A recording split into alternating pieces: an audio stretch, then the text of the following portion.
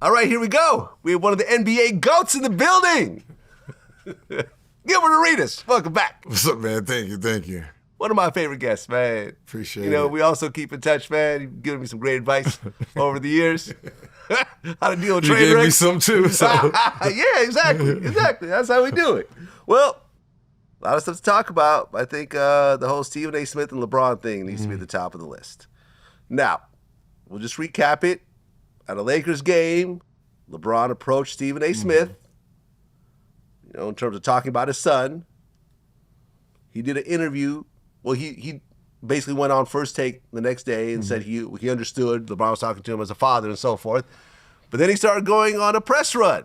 And I believe, was it your show? That was the first stop on the press run? Yeah. And when he went on your show, he said LeBron confronting him was weak and bullshit. Listen, I look at it like this, man. It's entertainment. Oh, yeah. Right? I mean, I don't care what nobody says. You got to milk it on both sides. So it's not like before where the press just used to milk the players' content in that viral moment. Now the players is doing it. Right? So before in the past, LeBron wouldn't even entertain nothing like this. But, we're in new times and now he thinks it's funny, so he's doing his little bit of it. He's posting, I look at it just all entertainment and both sides are doing exactly what they're supposed to do to capture that moment.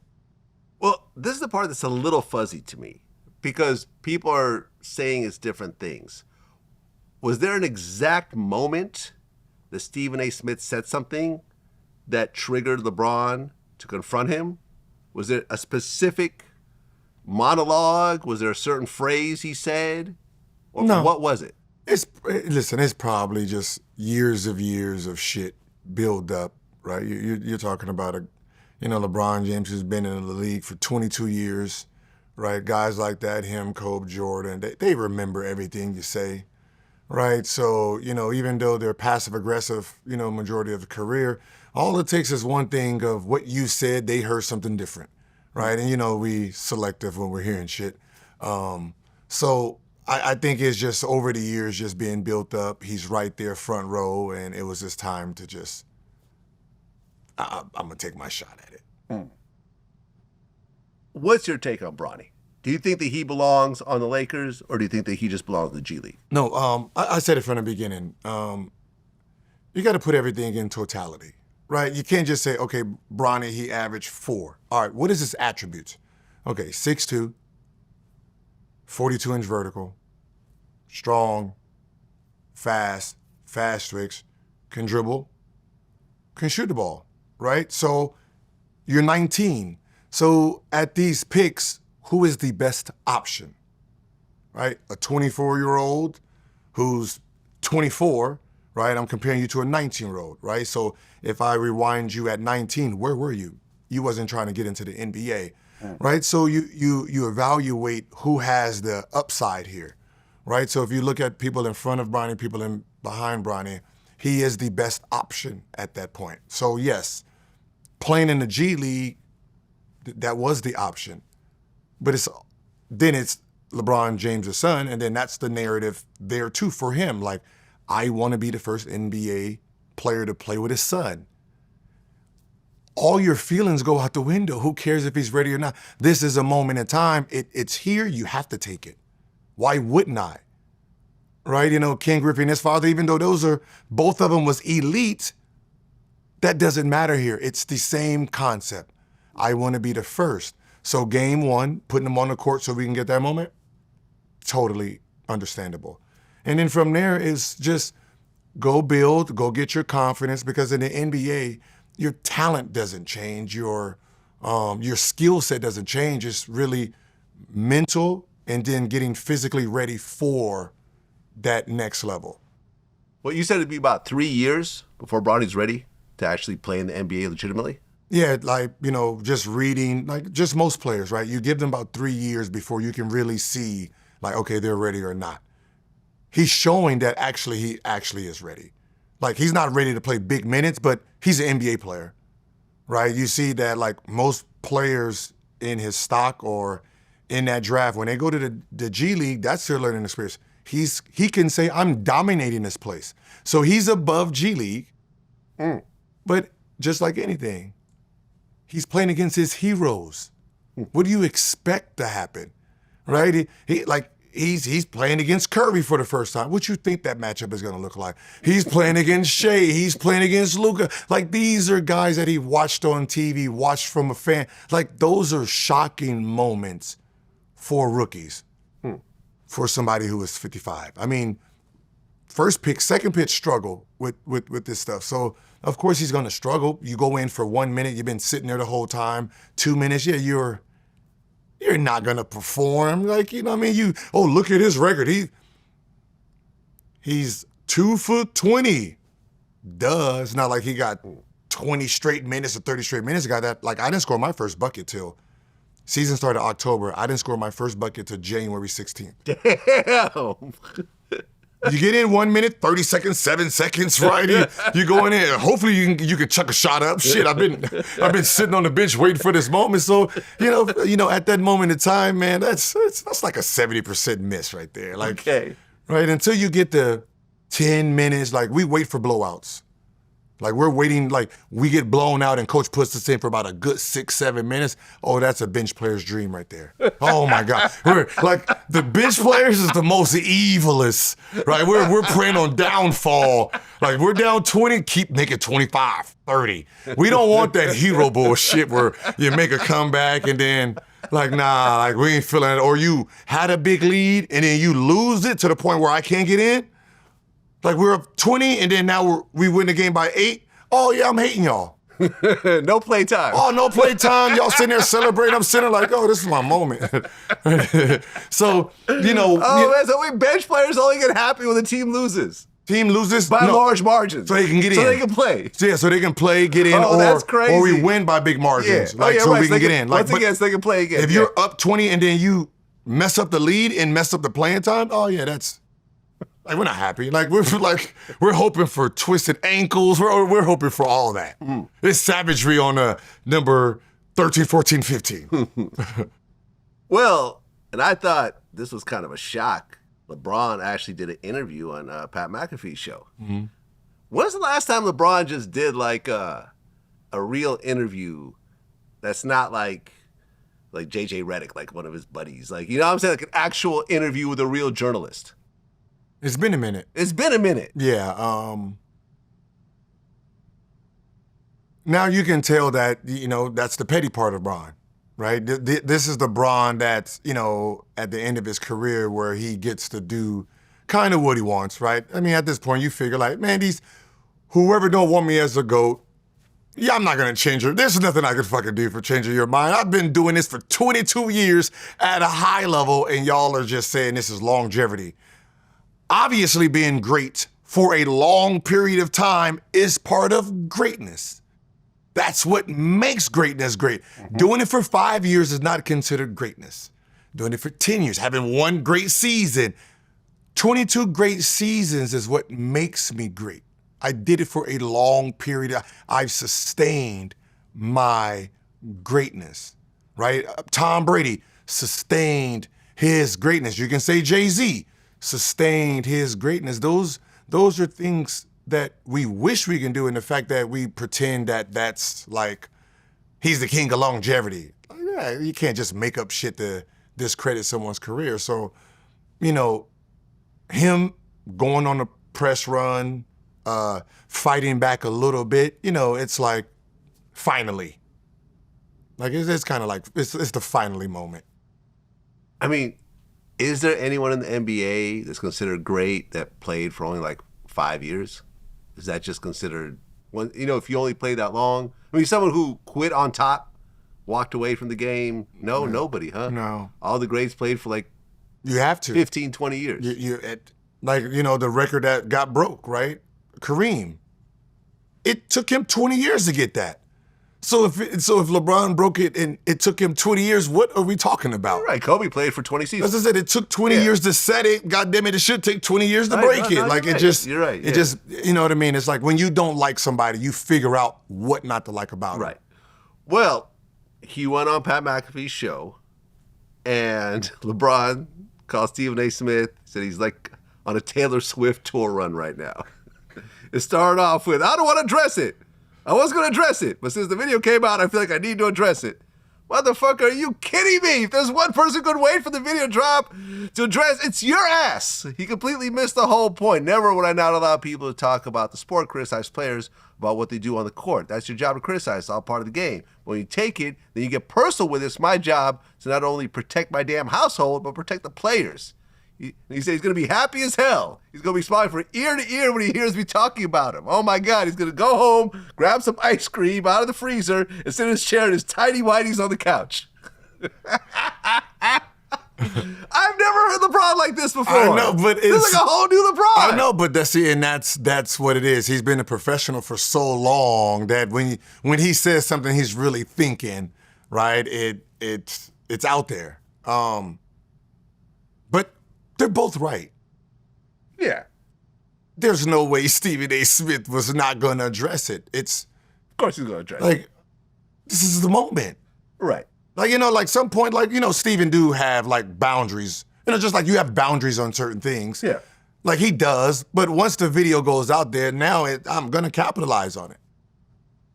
Well, yeah. So then Stephen A. Smith responded to the LeBron interview, and he said, if LeBron put his hands on me, I would have immediately swung on him. After he woke up? I mean, let's just be honest. It's LeBron James. This is not like Steph Curry, where if he did hit you, you can just like, okay, and come back. No, it is LeBron. He's about 265, right? That punch is, it's a little night-night, It's just Let's interesting. just be real. I mean, I think what I find interesting is that at every moment, Stephen A. Smith gets more and more like tough and aggressive. When LeBron's in his face, I'm seeing like a yes, sir, no problem, sir. Okay, I hear what you're saying. Okay, I'm sorry, kind of demeanor. Uh-huh. I'm not sure what the conversation, but it was kind of like that. Yeah. Then the next day, he was like, yeah, okay. He confronted me and like a father, not a man. It was kind of respectful. But once he started going on the promo run, he starts talking shit. Then now he's talking about I would have swung on him. Mm-hmm. And it's like, next thing you know, it's like he beat up LeBron in high school. LeBron is still mad over that. And, LeBron's wife has been in his DMs. And, I just feel like it's going to get more and more, colorized, hey, and more colorful as the story progresses. When Debo leaves. Right. I'll be talking again. That's it. Like, come on. Like, if you're Stephen A. Smith. Shut the fuck up. Yeah, if you're Stephen A. Smith, you wait till he's in the distance and, all right, let's go. I would have whooped his ass. Of course.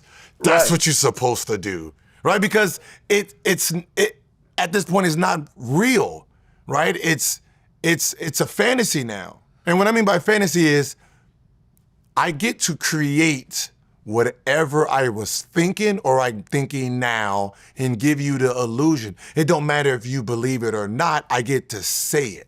Yeah. Right? That's part of entertainment. What I would have done if he did, knowing it didn't happen, so it really don't even matter. Right. But I'm telling you, if he would have hit me, this is what I get to give you a narrative that actually couldn't be proven. And that's the best part of entertainment. Yeah, because LeBron responded once again with a video of Stephen A. Smith boxing with the caption, womp, womp, womp. And that right there was funny, and that's when everyone jumped on LeBron's side. Because it's funny, right? He showed, you said something aggressive, and then he showed you, like, your punching style. Yeah. I don't know if you ever saw the Lamar Odom, Aaron Carter boxing match. Yeah. That's what it would have looked like. Yeah. That's what it would have looked like between Stephen A. Smith and LeBron James. For everyone who's watching this, go look up that fight for you to get an idea of what an actual fist fight between LeBron and Stephen A. would actually look like. And if I'm Stephen A., I'm doubling down. I'm challenging him in a celebrity boxing match. right? I've been training. I'm going to whoop your ass. I got Mayweather on my side. Probably have Mayweather and the whole money crew behind me and say I've been training and I want some of you. Because you know he's not going to accept, right? So it don't even matter. But you get to put the narrative out there. But what if he does? He won't, though. What if he says, I'm retiring, the first thing I do is fighting Stephen A. Smith? You got 30 days, right? Knowing the playoffs about to start. So you got to be smart about it just in case. You never know. He is from Akron. So you got to put a time limit on it and say the next 30 days or the next, 6 months, I'm ready for you. Challenge me or you ain't the go. I'm going to really do something because I know he can't do it. So I automatically win the idea. Yeah, it's like I was on Cameron's show and they were like, what's the interview you do that you just never got to do? And I'm like, Eminem. How much you pay Eminem for an interview? And I said, $100,000. Knowing he's not going to take $100,000 for an interview, he turns down $7 million shows. Yeah, of course. Mm-hmm. Yeah. Right? Yeah, you just get to throw it out there and win. Yeah. Yeah. So I'm like, I'll give him $100,000. Yeah. Knowing he'll never accept. Now, if he does accept, I'll have to actually start running the numbers and see whether that's see if it's worth it. Yeah. See if this actually works. But I'm like, I'll give him $100,000. Who cares? He's not going to say yes. Yeah. Not to $100,000. He's going to say yes if he actually wants to do it. But yeah, what's $100,000 Eminem? Nothing. Why would LeBron fight Stephen A. Smith? What's the win for LeBron? Nothing. Zero. Yeah. All it is massive promo for Stephen. And that's why you do it. Yep. I mean, LeBron talked about a bunch of other topics when he did the interview. And one of the things I found kind of amusing is that he said that if Giannis was playing in the 70s, he would have scored 250 points in a game. Mm-hmm. Look, I mean, listen, not exactly 200, but I mean, if you're a basketball fan, you understand the concept of what he means. Like, he will dominate, no one would stop him, right? You are talking about, Wilt scored 100. 100, yeah. Right? So the idea of how Giannis plays, right? If you had just allowed the same rules, right? His body style, how he plays, dribbling up and down, like really aggressive. And we're talking about literally 70 people. You know what's The interesting? 70s. You know what's interesting about that Wilt Chamberlain game that he scored 100? It was against the Philadelphia Warriors at the time. This was 1962. Do you know what the final score was?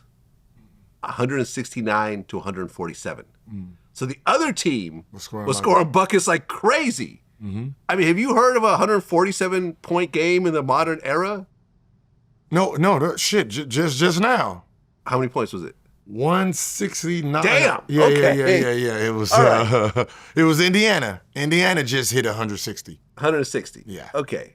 But like when No you're one scored 100 by themselves. when you're talking about like the ideal of that, there's only a few people who can sustain that type of energy. Obviously, Giannis is that one, right? Just if Shaquille O'Neal was in the 70s, why are we pretending this is not actually a possible thing, right? We're not talking about a whole bunch of people that actually is physically gifted like him in the 70s, right? If you had a jumping ability, you didn't have real coordination, right? And how many people actually were hybrids? How many people had that type of athleticism back then? Even somebody like Kareem? Oscar Robinson, right? Okay. He never dunked in an NBA game, right? So when you're talking about these guys today, they're just different engines. So of course, if you put them back, right? That's just like me saying, if I take my Ferrari right now and race your Ferrari from 1970, literally you don't have a chance. Like, I don't even know how we play these games, right? I don't care how great your Ferrari in the 70s was. Like, there's fucking been upgrades to Go 0 to 60 in 15 seconds. Yeah, like, come on. Well, if I had dog. 2 on my Tesla. That's a fucking Honda today, like Right. below a Honda. But it's I hate when people you disrespect them when you're making a real point. You're making a point. The point is, you take the era now and you put them back in any era. Shit, the 80s was saying that they would score fucking 60, 70 against the 60s and the 50s. No one cared, right? But I don't like that idea where that was disrespectful, but the same generation says everyone's soft in front of them. What's the difference? You call me soft, I will score 70 against you. oh yeah, you're just a disrespectful young man. Like, get the fuck out of here now. Like, it works both ways. You call me soft, I can just basically say you wore Chuck Taylors and I will break your ankles. That's literally true. And how am I soft if you played at 190 and I'm 215 as a guard? Like, okay, so you in the 70s playing against Wilt Chamberlain. Would you dominate, or would it be a kind of an even matchup? Because Wilt as a guard, I mean, first of all, the people that's in front of me couldn't stay in front of me. Of course not. Like, my era couldn't stay in front of me, and they're like me, right? So, but if we really talking like real basketball facts, it's not like I'm be able to use my skills. I can't bring it with me. Meaning the dribbling was different here. So the shit that I have in my stable, I'm not allowed to use that shit anyway. So it really, you know what I mean? So it's... What was different about the dribbling back then? You had the hand on the ball. Like, there was no Euro step, no gather step. There was none of those moves created. A basic two steps outside of your... that was a travel. That was a trap in the 80s. Aha. Right? If you took two steps, but it's like left and right, like, what is that? Travel. Right? So the idea of you can go back in the 60s and play with your skill set because that's all you know, it's not real. It's not. But Giannis, yes, because all he has to do is just rebound, dunk, put it back. There's not anybody physically strong enough to actually stop him, not even Wilt. Like, Wilt was big and strong, but you're not that. Back then, it was just all thin bones. So like Kareem, all thin bones. It was real thin, big men. It wasn't, you didn't have the Shaquille O'Neals. You didn't have the even the Embiid or the Jokic sized bodies back then. I mean, just America was fit back then. I mean, if you just want to, like, the 60s and the 70s, it's like they actually worked out in high school, in school. Yeah. It was programs back then that everyone was fit. Well, he also talked about how the NBA kind of manipulates the draft. So he was talking about how, during his draft, the lottery drop gave Cleveland the #1 pick. It just so happened that he's from Cleveland and he's going to go play in Cleveland. It's like what a coincidence. Let's keep LeBron home. Patrick Ewing to the Knicks, Derrick Rose to the Bulls. Like, it just miraculously happens that way every year. Hey, a business is a business, right? I mean, it's a business, right? Let's just be honest, right? If I can't say if this is a real thing, but if I'm in charge, I have 30 owners that I'm supposed to make happy, right? Right? When you're talking about the Roger Goodell's and all them, they actually work for the owners. And the NBA is a club, no different than Soho Club, and it's a club here. And I'm selling you on this club, which means I have to make sure everyone's meeting their needs. And at the end of the day, everyone's eating fairly to their business. Of course, we're gonna have some bigger fish inside of this club, but the little fish are not gonna suffer. Sometimes you might have to sacrifice a star or two to put them over here so we can use this star in this era, this team, so I can take that, get these outside endorsements, which feeds everybody, right? It's the concept of actual business, even though it's sports. So if, we have a Cleveland and you got the #1 player in the country in your backyard and that city's suffering, and they've been suffering for years and the owner's been loyal, he hasn't really complained, and hey, if it bounces Cleveland, it bounces Cleveland. Yeah, here's the miraculous pick right here. I would do it. No, right? Look, you're right. You're right. Cool. It made total sense. I mean, with Kobe, he started with the Lakers. Was that? I forgot how this trade went. Did the Lakers really get the #1 pick? No. Oh, it was a trade. Kobe, they worked Kobe out, right? And Jerry West realized he's a superstar, right? And when you spot the superstar, you have to figure out how to get it, right? being a good player, being a star, and being a superstar, very different players in the draft. So when you spot this is the it guy, right? No matter where his skill level is, like he has the charisma, the style, the face, like he is mega star. That's what Jerry West is good at. Picking who's who, and then all he did was Charlotte, like he's gonna come to you and we're gonna trade. Because obviously you don't know what you got. You're not gonna know, so you pick for me and we'll make this trade. You need a veteran, big, and I need a young guy. Well, speaking of trades, the most shocking trade of all time. Luka going from the Mavericks to the Lakers for a trade with Anthony Davis. Mm-hmm. How shocked were you when you saw this come together? I was so happy. I'm a Laker fan, so I was ecstatic. I don't care why he got traded. I can give two shits why you're trading the guy. Thank you. Right? That's all that mattered. But I mean, it was shocking because you're talking about a guy who is dominating today. And he's for the future. And you're trading him for what again?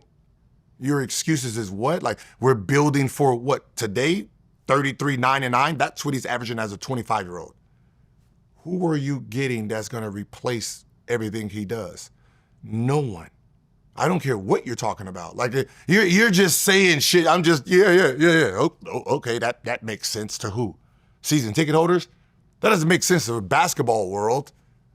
So the fact that you traded him is just, appreciate it. We're gonna take very great care of him, right? If he smokes hookah, we got fucking hookah lounges for him. Like, trust us. Or I don't know what y'all doing over there, Dallas. If he wants a hookah in his locker room, he can have one, right? The value of him, he's still, what he does offensively is so far in front of his defense. I'm not questioning it. It's like having a genius who's late a few times a month. I'm not gonna bust his balls until his production doesn't match the tardiness. Why did the Mavs actually trade him? Because Luka led the Mavs to the finals last year, right? Yeah. And Anthony Davis went to the Mavs, got injured his first game. Kyrie, who also plays for the Mavs, also tore his ACL right afterwards. So it's not really working out for the Mavs the way they were hoping. But, I mean, I guess they're planning for the future, but I don't quite understand this. You can't, but that's what I'm saying. It's a contradiction to your actions. You can't say you're planning for the future and you got rid of your future. Right. Well, Boosie said he doesn't believe Luka's going to do well because you've never seen a white guy be the face of the Lakers, ever. What got me fucked up? What got me not believing? And I love Luka Donćić. Long as I've been living, I've never seen a white boy be the face of the Lakers. He might hurt his ankle. It's a jinx. It's a fucking jinx. I ain't never seen a white boy be the face of the Lakers. It just don't seem right. It just don't fucking seem right. If he would have went anywhere else, I would have had it, but it's just janky. I ain't never seen a white boy be the face of the Lakers. Jerry West. A little too far back. Oh, okay. But Boosie's like 40. So yeah. Okay. So, yeah. I mean, since Magic and Kareem, yeah, exactly. Yeah, he's right. And this is like when he was born, or before he was born, actually. Yeah, I mean, I get what he's saying, but that's actually true once they integrated the game, right? Once the ABA and the NBA merge, you're talking about the best white player ever is Bird, right? And that's who has been the staple of white America since. It's been Bird. Then John Stockton falls behind that. He never got to the point of a Bird, though. Stockton? No, so, yeah, not even close. Bird was a beast. But because of the MVPs and stuff, but you're talking about that's really the last American white hero. In the NBA? In the NBA. right? And from there, you've been trying to pull the Euros and hold claim to them, right? And that's been the issue. So even... Yeah, I mean, you look at the list, Larry Bird, John Stockton, Jerry West, Steve Nash. Then you gotta go back Steve to... Nash was Canadian. Was that? Canadian. Yeah. Yeah. So it's not American white. Dirk Nowitzki. Not American white. Then you start getting into some of these older guys like Bob Cousy. Yeah. It starts. That's what you don't really have a great man. When I'm looking at this list, it's pretty sparse. It's really like Larry Bird and them. Yeah, it's a Larry Bird. I mean, a couple of others. You're talking about Hayward, Gordon Hayward. You're talking about Kevin Love. Man, these are not. No, that's what I'm saying. So these people outside of Larry Bird, no one's in the GOAT conversation. No, it's just Bird. But see, like Luka doesn't fit the Bootsy narrative because he's a foreigner. The foreigner has won. Right? The American white hasn't won in a long time. The American white. The American white. Right? No, I'm just saying. I'm just being honest. We need to get ourselves a foreign white. Yeah, these American whites just ain't cutting it for us. No, it's because the American white has adapted the black game. Right? They're not. They're more athletic, so they're using athleticism now versus the fundamentals. So the foreigner still has the fundamentals because they're not athletic. So you're talking about, like, think about the foreigner. Dirt, right? You're talking about Luka. You're talking about Jokic, right? These guys aren't very athletic, so it's basically skilled base. So Luka will be the first superstar Euro that can take Lakers to a championship. Listen, when you sit there and watch the European player, he is multi-talented, meaning he's coming with a backpack full of attributes, right? Like when you're talking about the American guys, just all white, black, whatever. If you're an American, you're trying to be good at something. You're trying to be a specialist at shooting, rebounding, dunking, whatever it is. The Euros, they're coming with a backpack. And when they get here, they're letting you know, okay, these are all the things I do. You tell me what you need from me. Right? So when you look at all of them, they all can score, pass, rebound. Right? So they're filling the stat sheet up. So it's like, well, let's just keep looking over there until we just run out. How about that? Well, SGA dropped his agent right before he signed his Supermax. Does that ever happen? Not right before. I mean, I didn't have an agent when I signed my deal. Oh, really? Mm-mm. When you signed your big deal, or when I signed my big deal? Huh? Why not? Hey, I'm Max. Like, what do we need to? What is this conversation about? Like, I mean, I don't need an agent to say Max. He gets 4% for saying Max. Like, get the fuck out of here. Okay. So how big was your deal? It was actually 126. 126 million. But I ended up signing for 111. Okay. I saved the team $16 million so they can keep getting other players. Okay, your agent would have gotten 4%. Mm-hmm. So $4.44 million. $4,440,000 to say, yeah, Max sounds good. Yeah. Go with the Max. Mm-hmm. But, listen, an agent is not as easy as that, but agent is making sure, like, there's certain languages and nuances that we wouldn't know as players. See, I think for the most part, we only look at the top number, right? Versus everything else. Like, how are we getting it? We just look at the number. So it can be like, oh yeah, you're getting $300 million, right? Well, is there incentives in this deal? Like, what is, how much am I getting paid if I don't play? What's your deal? I don't want no incentive. You hit a home run with that part of the contract. But for the most part, I don't want no incentive deal. Right? I don't want, if I get 10 rebounds a game, or extra $1 million, if I make the All-Star game, 200,000, fuck all that. Well, I want my money, dog. Right? You know what I mean? Give me my bread, and then that's it. Well, did you have an agent before then? Yeah. So going into the deal, you just dropped him? Yeah, I dropped him a year and a half before. Okay. How did that go when you told him?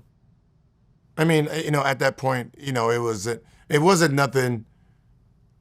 We didn't have a falling out. I considered it like bad business, right? He was beefing with, or they were negotiating. Somebody else was negotiating, and it kind of affected me.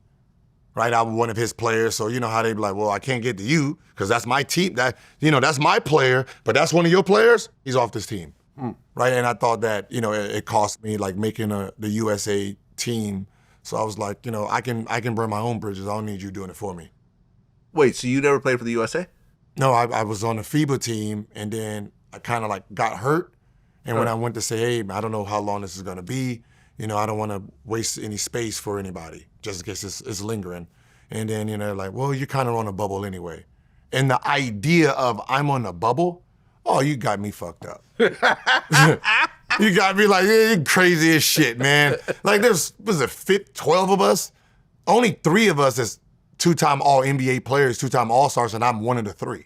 Right. And I'm sitting here like it's Dwayne Wade, LeBron, and then it's me. Carmelo's on the team. I get you push him in front of me. That's this fucking Carmelo Anthony, right? That's one of the golden child. So I did the big 3 over there. I get that. Young Chris Paul, point guard. I get that, right? Dwight, okay, I get that. Bosh, maybe. You need a power forward. I get that. These motherfuckers here, oh, you gotta be shitty. This is crazy. And this is the horrible part about it. There's a first team who I named, then there's a second team. Who you're not naming? They're giving me the ball to compete with them. Yeah. Like I'm like, yo, GA, help us. So, and I think that's what irritated, that they're feeding me the ball to keep up with, the starting 5. And, now we're competing, and I think the idea that I was playing basically selfish basketball, but they're setting the screens, they're passing for me. Like, I got Kirk Heinrich, I got these guys looking for me the whole time, and I don't think Coach K liked that. But, I'm trying to win, just like they're trying to win. And, we had D'Antoni on there, and from what I found out, D'Antoni, the Matrix and all of them, they were negotiating their deal. Our agent was Dan Fagan, and it's kind of like, well, we get rid of him, the Adidas guy, that'll show Dan. May he rest in peace. But so I was like, I don't need these problems, not right now. I mean, USA won the gold that year, right? No. They ended up losing to, I think, Argentina. Oh, it was that year? Yeah, Ginobili. How did that even happen? Because who was on the team? You're talking about Kobe? No. That was 2008. So okay. This was 2006. Okay, so who was on the team? Bron. So we go with the big wigs first. So you got Bron, you got Wade, Carmelo, Chris Paul, Dwight. You have Bosh. You have. I mean, that's already a hell of a team. Yeah, Antoine Jamerson. That's a hell of a team. You have Joe Johnson. You have Kirk Heinrich. You have Bruce Bowen. You have Brad Miller and Shane Battier. Okay, but I'm saying those first players. The first group is fine. First group? The first group is fine. I can understand if the last few lost to Argentina. Yeah. But LeBron losing to Argentina. So the reason they lost is if you think about the style then, we were, and this is why we was whooping their ass, right? You have all the shooters on the second unit. So me, Joe Johnson, Kirk Heinrich, Brad Miller, Antoine Jamerson. You're talking about 5 shooters. So y'all sitting in a zone. I'm running baseline, cutting, pat, like it's you was imbalanced on your lineup, right? You had too many slasher cutters on one team wanting to all do the same thing, and only Carmelo really spread the floor.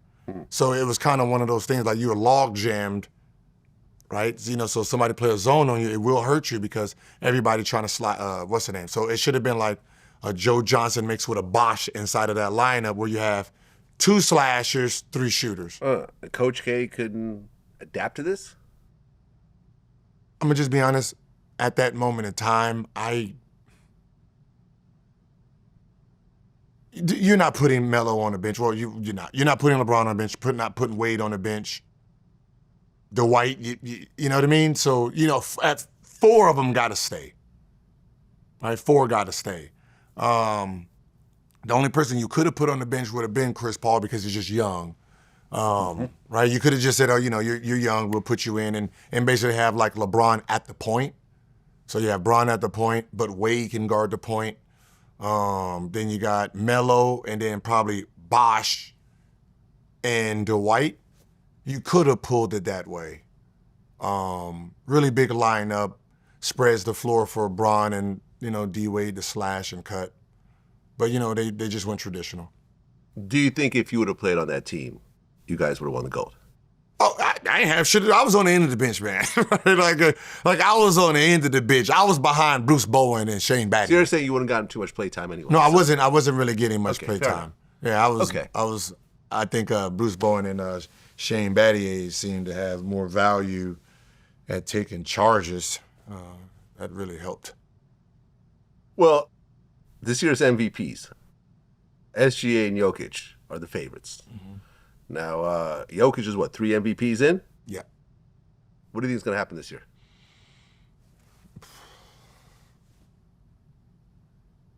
I think Shea's going to get it.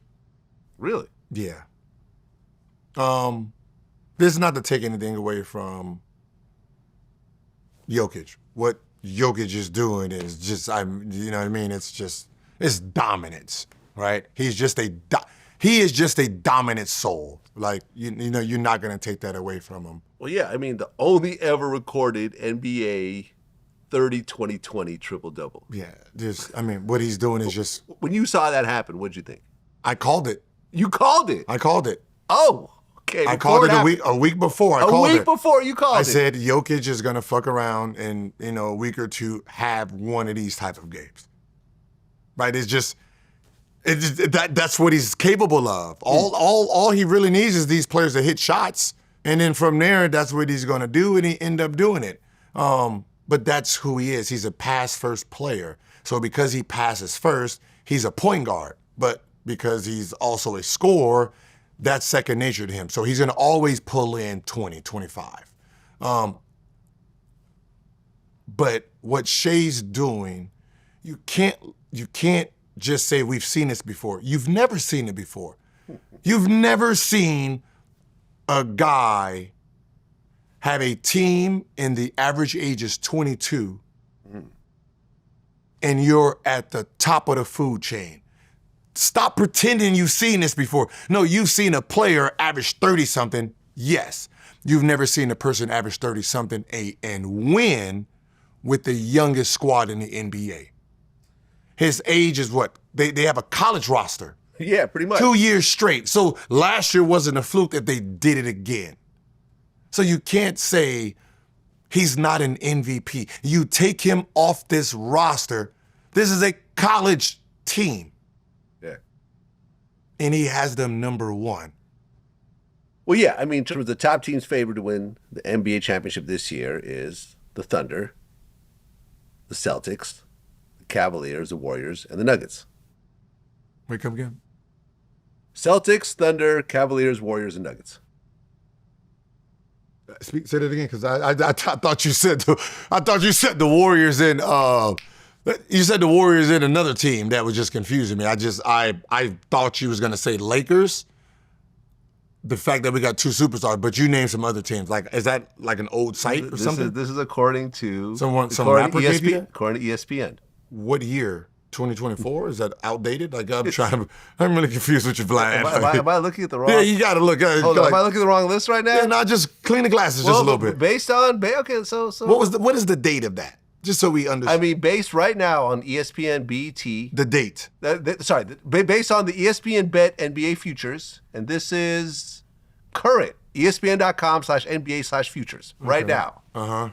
The odds right now are Oklahoma plus 175. Okay. Celtics 190. Okay.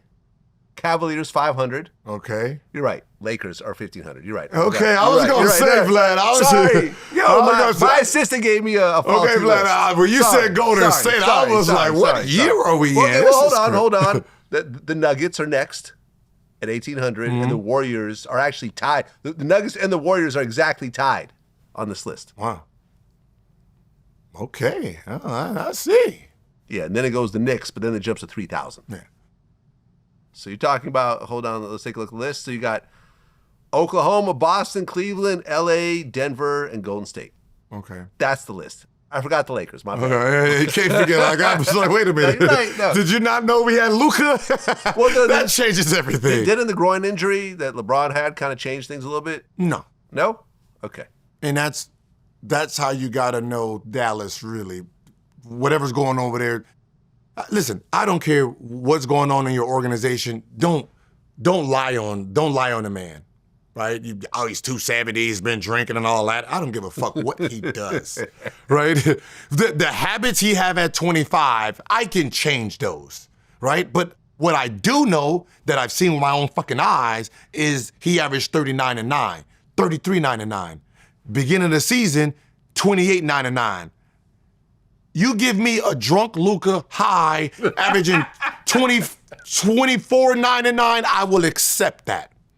Now we see whatever you were saying was full of shit because we see how dominant he is, right? Yeah, it's true. The defensive part, listen, I can, as an organization, I can teach these habits over the years, like teach them how to get back on defense and do all that. I can't teach 39-9 in the vision and the skills you have. I can't teach that. I can break the other habits, right? That comes with success, right? You know, understanding this is what you got to do for your body to be successful to this level. That just comes with maturity. But I can't teach what he naturally was gifted with from birth, right? You don't trade that. So LeBron hurting his groin, but we still got this entity is why we should have been top 5. Well, I mean, speaking of LeBron, scored 50,000 points. And Steph Curry was the first player to hit 4,000 three-pointers. Mm-hmm. Now, but you said there's certain records that can't be broken. Yes. Larry Bird's 3 straight MVPs. That could be broken. It could. Okay, now see, the problem with that one is that, okay, see, like right now, Jokic would do that right now. But he doesn't vote for himself.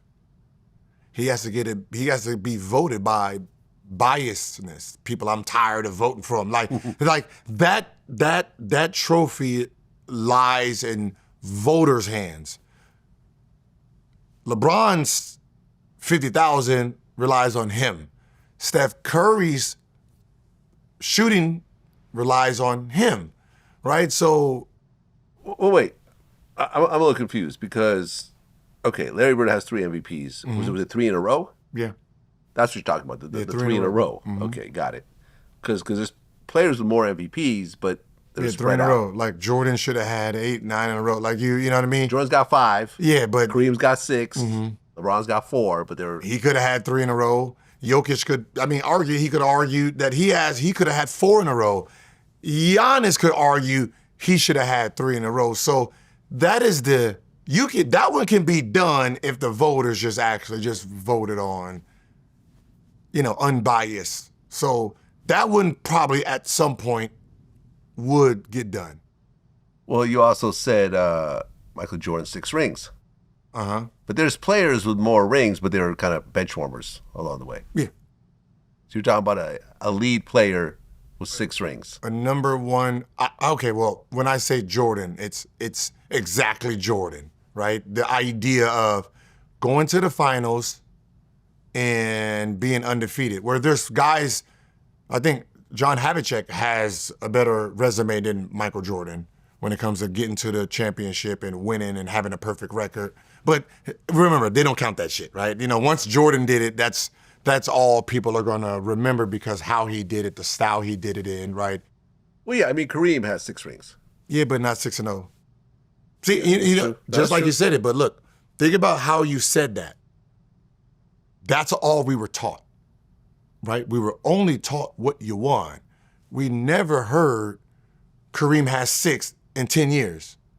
Like people are like, well, he went to the championship 10 times. Nobody's ever said it because no one ever talked about losses. No one ever said Magic Johnson went to the championship 9 times and lost 4. No one ever put that negativity on people's brands. It was just, you won, that's all we cared about, right? So with Michael Jordan, you can have 6 rings, but was you perfect now? Well, I mean, shit. You got Bill Russell with 13. No, sorry, with 11. My bad. You got Bill Russell with 11, and he won. Years. Right, yeah, 13 years, exactly. So he won 59, 60, 61, 62, 63, 64, 65, 66. And it don't count. Because he lost a few along the way. No, because, it's just an excuse, right? It's the rings only matter when you're trying to compare elites to elites, right?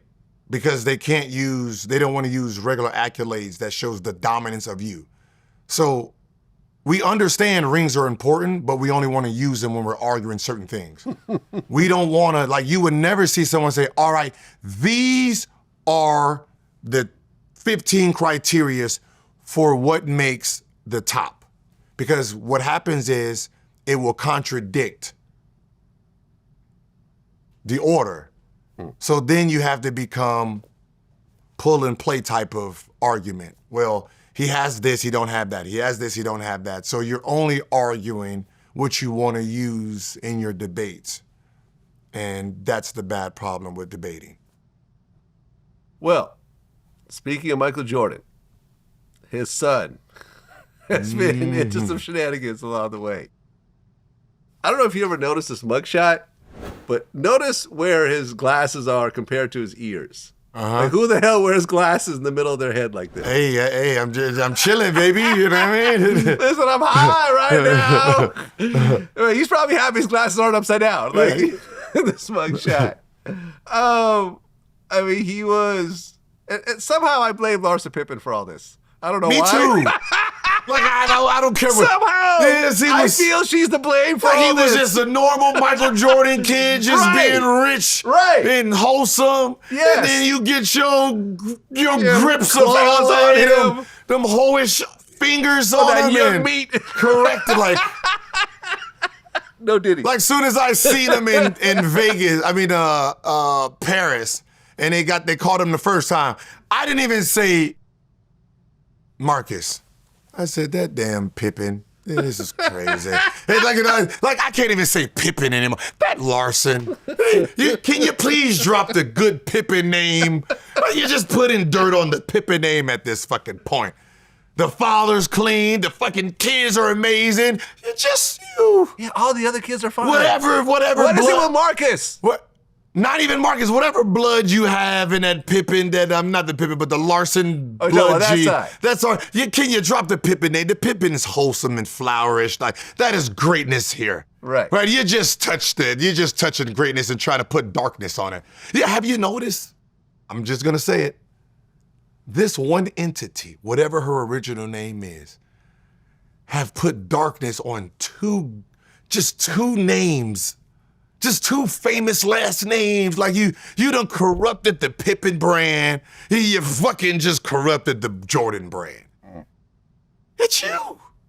You're in your housewife's ways. It should be stopped at all costs. Right? Please keep her away from the James family. Right? You can't throw nothing on the James name. Imagine her and Bronny dating. Oh my God. Oh my God. Oh my God. It is possible. It is possible. At this It could point, happen. We just put it out of the universe. Don't do it, Bronny. Don't do it. Don't do it. I know she gonna do some tricks in the bed. Yeah. I bet Larsa could do some shit. Yeah. Her vagina probably rotates.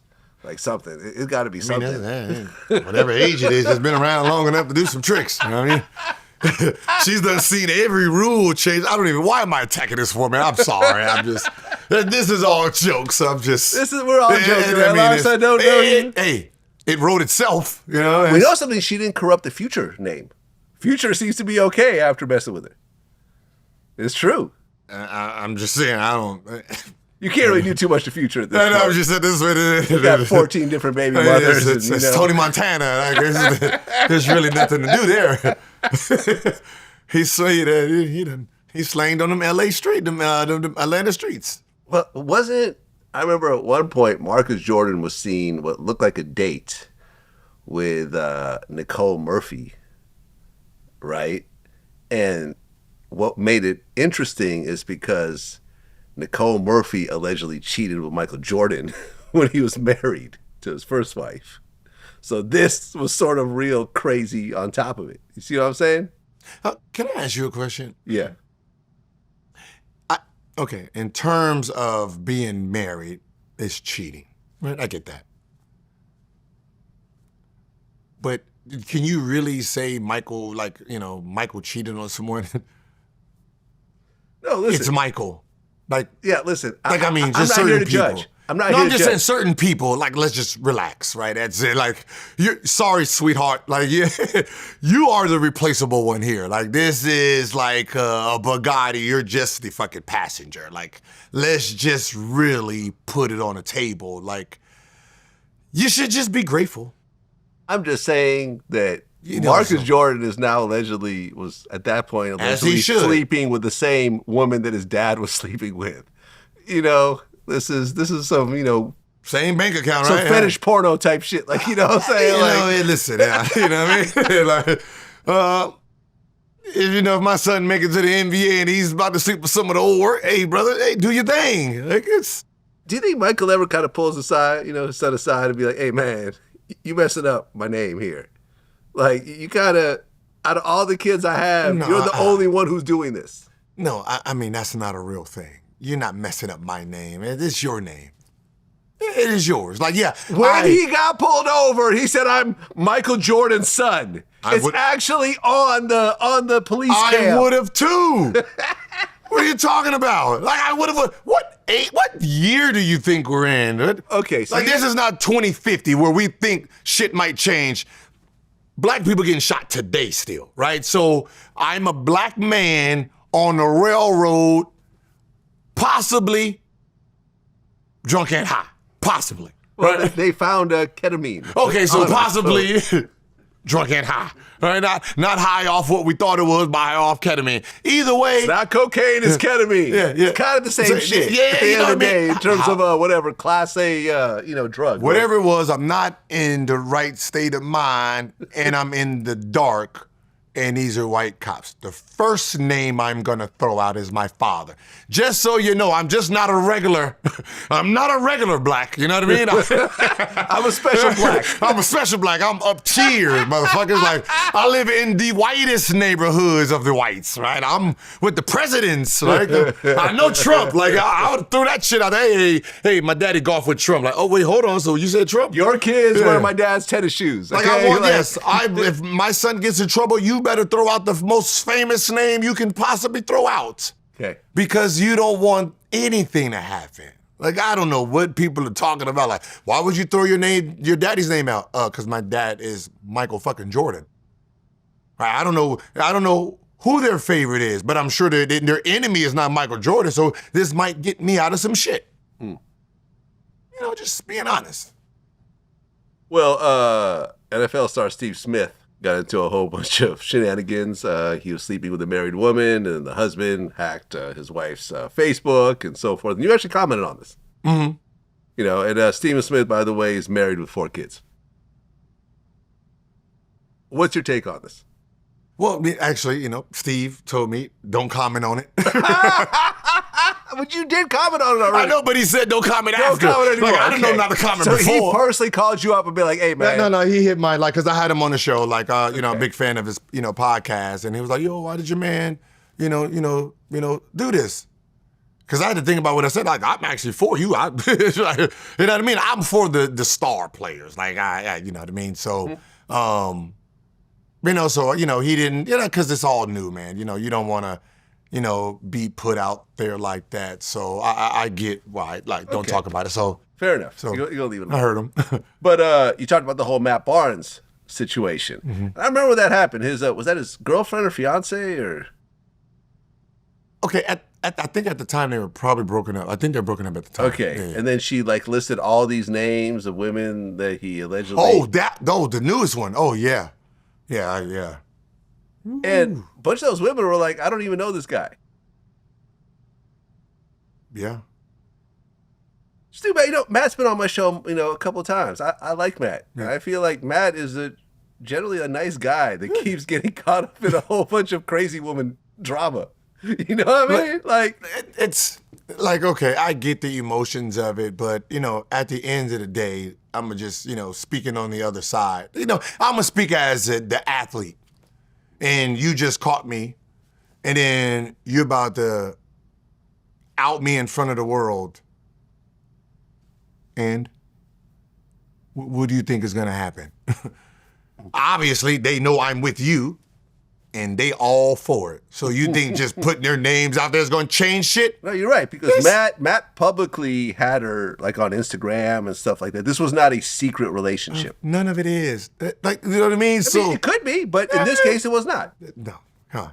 You're on TV, you have a show, like everyone knows I'm with you. So the fact that there is a list and you think you're gonna out it out in front of the world, make me look like I'm a bad guy or these girls about to leave. Like, come on. Like, I'm at bars. Like that. Right? Like, you know what I mean? Like, Well, I guess you and Miko Grimes talking about how side chicks can actually hold a marriage together. yes. Why you think I got 12? You think I'm doing this shit because You think I'm doing this shit because I'm bored? Like, no, but no, seriously. No, listen. A good side chick, a good one. She is basically doing exactly everything to keep you married.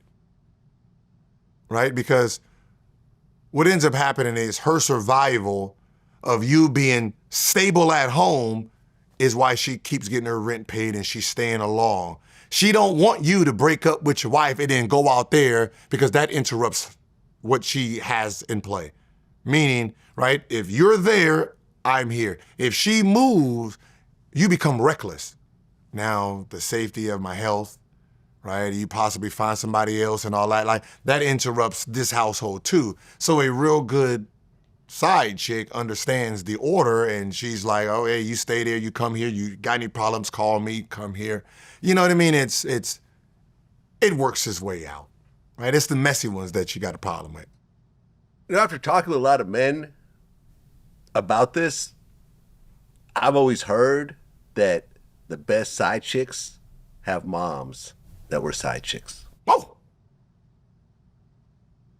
Think about that. Let that sink in. I'm gonna just be honest with you, Vlad. I've never asked a side chick about their family life. The fuck am I asking you that for? Like, I don't want to know about your problems. No, I'm just saying because a great side chick, she don't give me her problems. It's all fun. You're there for me to release my problems. You're just there to, as the sponge, absorbing and then making me feel better about going home. That's really all it is. Because think about it. When you're the concept of, you're the number one, right? The number one, for some reason, is the one who breaks you down. You're the one that, they're challenging the manhood, telling you your flaws and stuff like that, right? So you end up not wanting to talk to her and give you the problems because she's going to judge you for those problems. So, you're not going to tell your friends about problems and this. So you end up finding someone who's going to sponge all those. So the one that is sponging all of those, she's not there to judge or tell you about hers. And that's usually how that becomes that. And they know you, they know your personality to the point where they don't want to be number one. Right? They'd rather be exactly where they are. Yeah. Number two. I feel you. But I've never heard that, great side two's got, it's all person. No, Well, think about it this way, right? When you look at, at your past relationships with all the women you dealt with, you could probably say that the ones that had the most drama grew up in households that had the most drama. There would be single parenting homes. Usually no father figures. Right. Because that's what they are threatened by. So they have this competition with the man, right? So they value the man, but they still have a competition with him. So they're going to always challenge the order, right? So most great side chicks, in a sense, it's just mindsets, mellow, right? So that means they don't have no insecurity But problem. they come from more stable households. They come from more stable That's households. what I'm saying. Right? So the side chick, the great side chick, is basically just like the great wife. They came from a balanced household, right? And they're just like, well, this is the guy I met. Unfortunately, you have a wife right now. You know, I don't have anything going on, and I don't feel like dealing with all this bullshit. So I'll rather just, you know, deal with this because, you know, for the most part, between me and your wife, you're stable. Well, you had, you admitted this, really bad takes over the years. Yeah. You said Steph Curry was just a light-skinned J.J. Redick. Bad, First came into horrible. the league.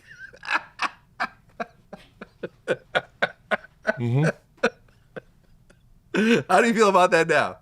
It was horrible like the fucking first year. Like, it's just, like as you know, when you're an NBA player and you're watching a draft, right? You're in there. I mean, I'm a player at the time. Yeah.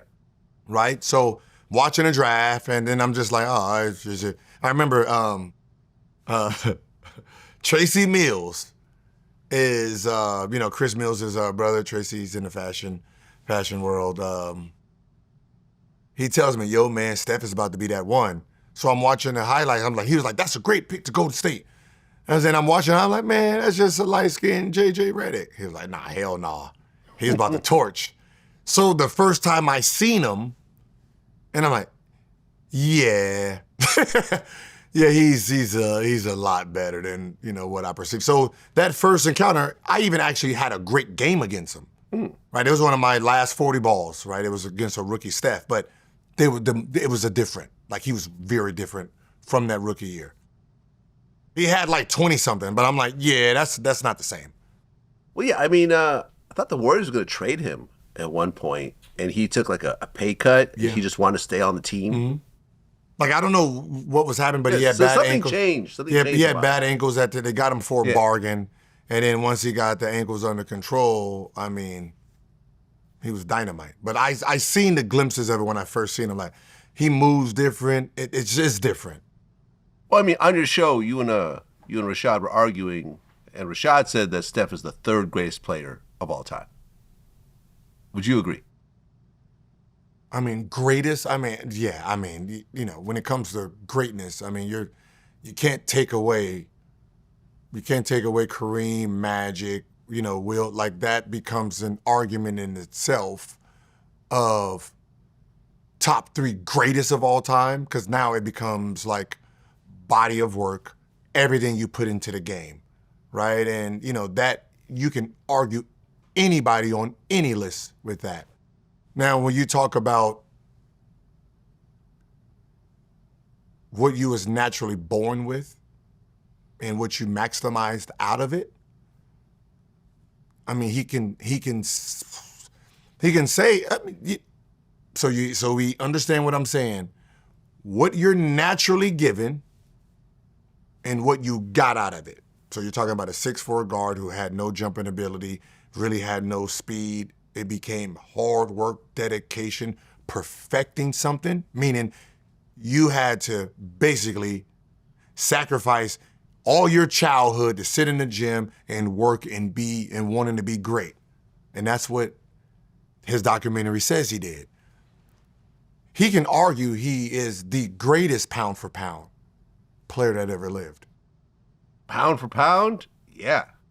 I think you're absolutely right in that regard. Yeah. Right. I mean, So, you know, and that's, you know, how I look at things, where I, you know, the gods, you know, you're talking about the Wilts, you're talking about the Magics, you're talking about the Shaquille O'Neals, right? You're talking about the Michael Jordans, you're talking about the LeBron Jameses, the Greek the Freaks, right? The Wemby's. Y'all supposed to be greats, right? You were born with the greatness. You were born with the advantage over everyone, right? So when you have a Kobe, when you have let's see, a Jerry Rice, you have a Mayweather, you have a you know, Steph Curry, you gotta factor in that these normal people compared to who they're going against, they're considered normal. And they really fought for everything they got. You have to, that has to be factored in to part of the greatness of it, right? When you talk about Mayweather, you're not talking about someone who was built like Ali or built like Tyson fucking at 15, right?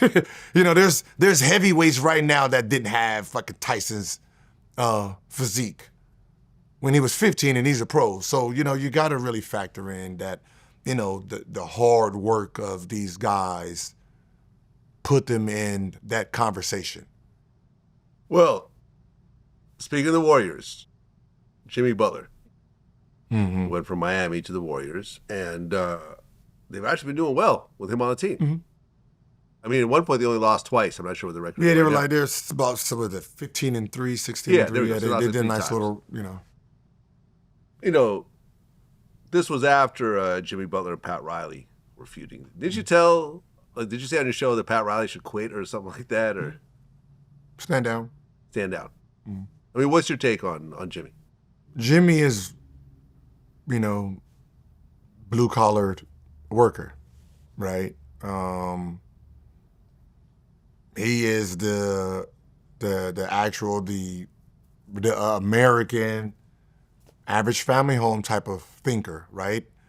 You want to be paid for the work you put in, right? I'm gonna, you know, work my ass off. I'm gonna sacrifice for the betterment of the team. It's about team. It's about win. It's not about my individual stats. I'm gonna go out there and, you know, take whatever you give me, and I'm gonna figure out how to make it work, and, you know, pay me for the job I'm doing for you, right? You know, and I understand Pat Riley's thinking.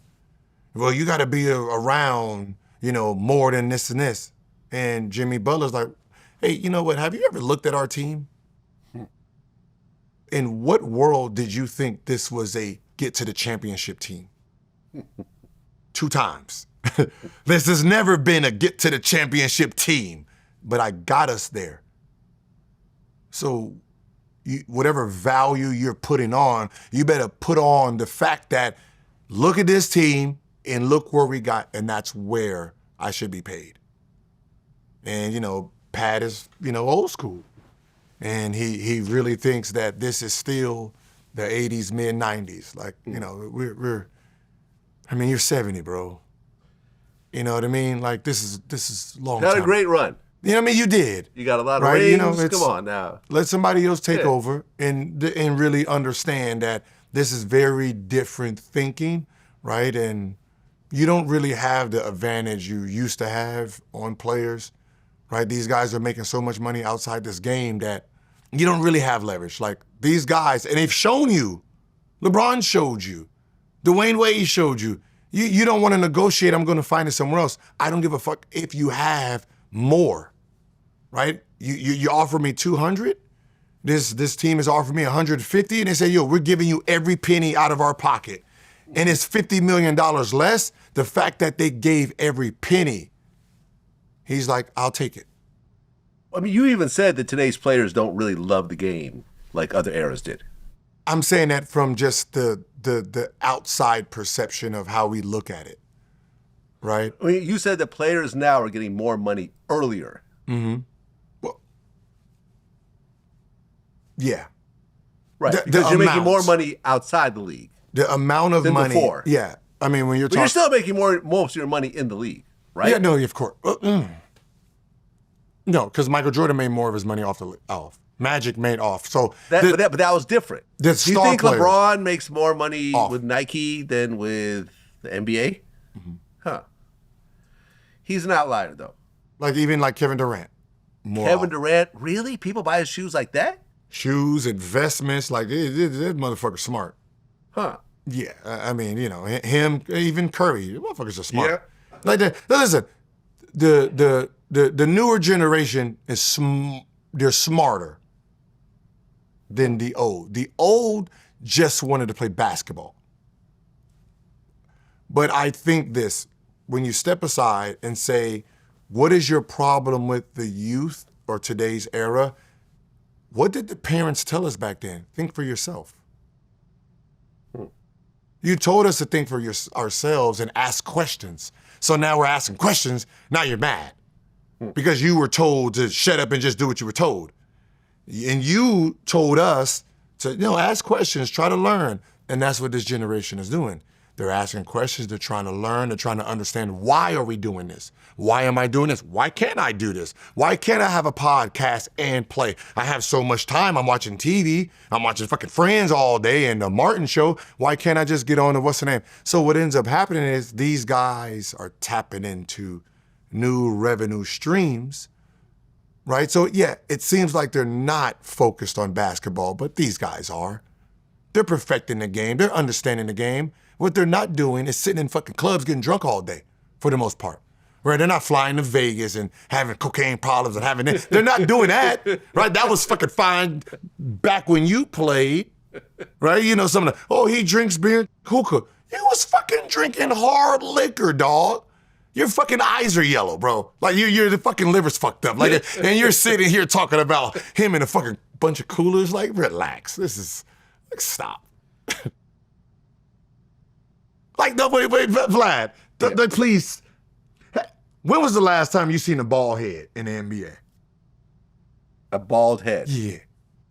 You remember the shit in the 90s, everybody was bald. Like Montel Jordan, every fucking celebrity wanted to be bald. Kareem was bald at like 22. Yeah, right. If you look at some of those 80s and pictures and then you look at the player and then look at the age, you're like, Jesus Christ.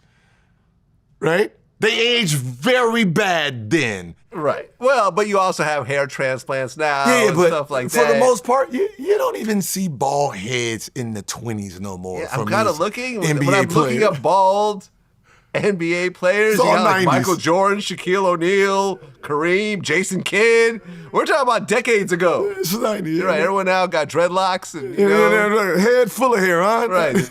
So we know it wasn't passed on, right? Your bald head was passed on to your child. So yeah, I don't know what you was doing back then, but it is these kids aren't doing it, right? Yeah. That's all I'm saying. Well, Kevin Durant on the Suns, along with Devin Booker and Bradley Beal, they're saying it's one of the biggest disappointments of the season. It is, but what's up with KD, man? Because KD was no, can't blame him.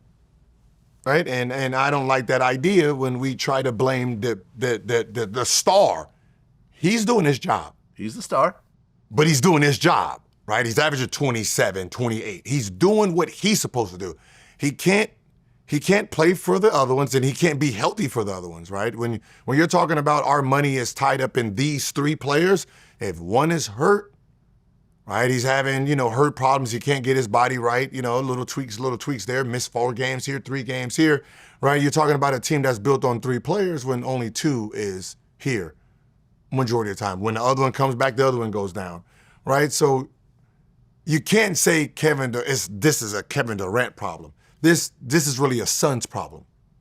We're not all healthy together, right? This is like saying Dallas and we blame somebody on the Dallas organization when, Anthony Davis got hurt first game, then, this is like blaming Clay right now. This ain't a Clay problem. I mean, do you think in retrospect that KD should have just stayed with Golden State as opposed to jumping around the way he did? I mean, it's easy to say that now, right? It failed for him. Right, because everywhere he went, it didn't work. It didn't seem to work out. Bad juju. Remember Brooklyn? Yeah, it's bad juju. Bad juju. It's a bit, your mojo is bad, right? It's just like, okay, think about like what I just said, Dallas, right? You trade Luka, and then the dark cloud is done plaguing the team, right? It's like, Kevin leaving, and then from there, goes to Brooklyn, players get hurt. Like, damn, it didn't work out here. Come the Suns, like this is a stable organization. Players start getting injured and hurt. You know what I mean? It's not him. He's been stable this whole time. It's just, you're putting yourself in these situations, and you're making the right decision in the sense of the talent. You got the talent, you got the perfect talent around you. It just feels like, all right, black. Okay, I'm gonna go red. It goes black again. You're like, fuck, I'm gonna go red again. It goes black. Fuck it, I'm gonna go black. It goes red. Well, fuck it, I'm gonna go red. It goes back black. It's like everything I fucking do is just going the fucking opposite at this point, right? And that's what's going on with Kevin. I mean, could you say though, and look, I'm not a basketball guy like you, obviously, right? But can you say, from your point of view, that KD just never really took that leadership role at these teams that he goes to, because he's usually the superstar on these teams? That is not a real thing. Is that a real thing? It's not a real thing. What does a leadership role look like? Magic Johnson, Michael Jordan. He was the leader? Kareem wasn't the leader? Well, I think Magic Johnson took over. When? We don't know. We just assumed we give it to him because he smiles and he's the best player and his charisma is like it's just like what are we you know what I mean? What are we considering the leader? Like when you're looking from the outside. I mean, right? Jordan was the leader of the Bulls. Is that fair to say? Depends on you ask. You don't think that everyone just sort of said, okay, this is the boss, we're gonna follow what he's doing? Now, you can make that claim. Then I can ask everyone, if Jordan was the boss, then why didn't Jerry listen to him at all? If Jordan wanted this player and Jerry said, I want that player, and he got that player, and he got that player, fire this guy, watch out. Yeah. Right? Right, but Jerry wasn't a player. I know, but what You're I'm saying about the GM, is, right? Yeah. So, but I'm talking about with the other players. Now the back, the front office, whatever, is gonna decide what to do business-wise. But I'm saying on the actual team with the players, you really think someone's not gonna pass it to Jordan when he needs the ball? Yeah, but I mean, yeah. So when it comes to that standpoint, right? When you're talking about like pulling strings, that's leadership too, right? Yeah. Right. But if you can't pull strings here, you can only pull strings here. You're local. You're a local. I see what you're saying. So I mean, we can all challenge everything. Listen, I'm asking you as the expert. Okay, I so don't know. The idea, I'm not a team player guy. Like I've never really played on a lot of sports. You don't know who you don't know who the leader is until you get in the locker room. Because is Jokic the leader? What is he doing different than Kevin Durant? He don't say nothing. He don't talk.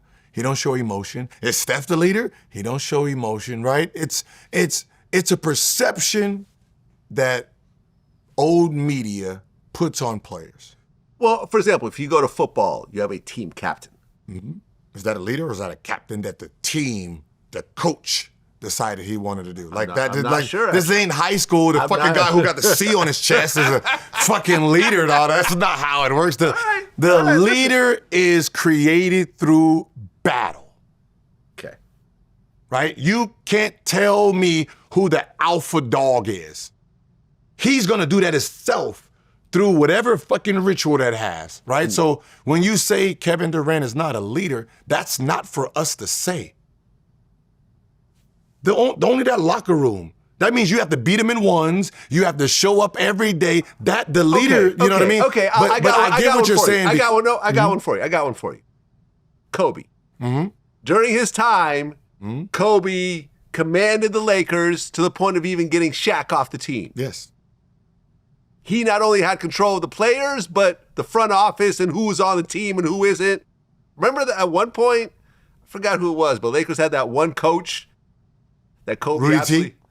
That guy. Mm-hmm. How long did he last with Kobe around? He lasted after that Golden State game where he fired him in film. Exactly. So that was truly a leader of an NBA team, right? Would you say that Kobe was a leader? Yes. Okay. But did you say he was a leader when Shaq was there until he did what? Because I'm pretty sure everyone thought Shaq was the leader, right? So, you know what I mean? So yes, it was a bit of a battle. Yeah. Right? Shaq but ultimately, who ended up making the final decision on who stayed on the team? It was Kobe. But what? Shaq didn't get Kobe traded. But what happened? What was happening? It's the battle. Practice, court, performance. The alpha stands. Right? It's not vocal. Like every leader is not a vocal leader. Right? Kobe was just a vocal leader. Every leader is not a vocal leader. Right? Some is you just follow me, I'm gonna go. Right? And then a vocal person, which is usually if the leader is quiet, then the enforcer is loud. So basically all he's doing is putting words to the leader's thoughts, right? We've heard Draymond Green talk shit about everyone besides one person, right? Right? He takes his, I don't want to say it like this, he takes his commands from Steph. If Steph looks frustrated, Draymond knows how to relay that. Right? And that's because what Steph does in practice every day has earned Draymond's respect. You can't tell him who it is. That's why I said this is a battle zone thing, right? When we're coming to practice, and that's why I say when people talk about like the alpha males and the omegas and the beta males, if you guys never been on a team, shut the fuck up. Your version of what you guys think a beta male is and an alpha male is, that is not real. Your version is not real. The animal kingdom and sports is the only way you know it because it's dictated through combat. It's dictated through performance every single day. And the alphas, it's not usually the smartest and the loudest. It's not the strongest and the loudest. It's the most tactical, smartest, intelligent, clever.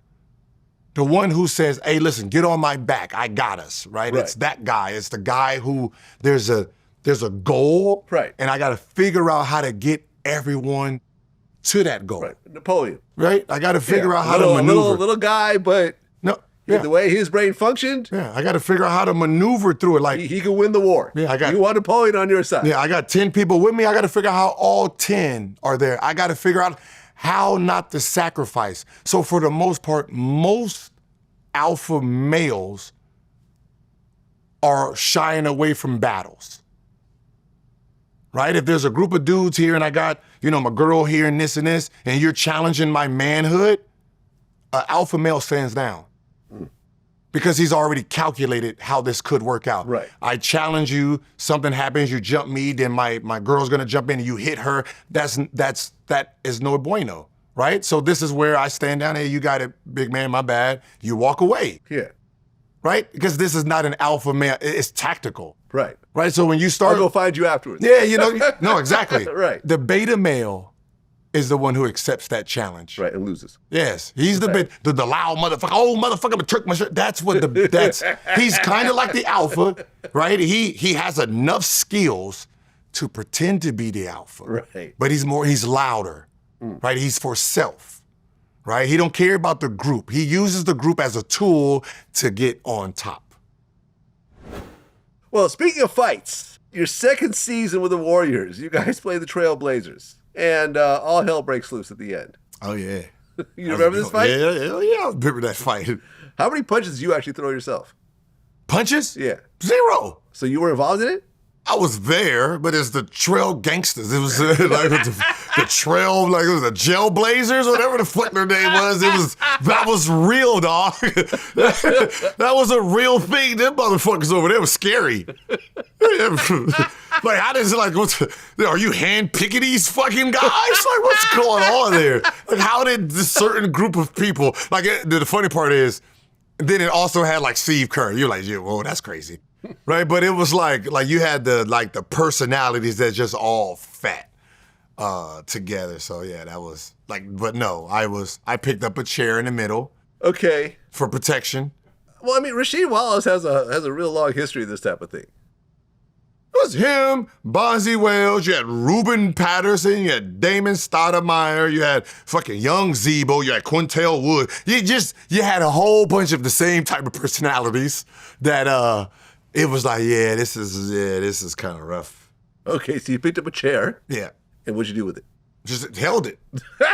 Like a shield? Yeah, like, you know what I mean? Like, so what ended up happening was, so, Dan Vagan, may he rest in peace, he used to tell us these stories about, one of his players, it was Ruben Patterson. Mm-hmm. And he was telling us, like, yeah, man, I got the craziest story, so I'm taking Ruben out, right? And he said, Ruben's telling me like, yo, what pick do you think I'm gonna be? And he said, so I'm being honest with Ruben. I said, late first, middle second. And Ruben's like, no the fuck I'm not. I'm top 15.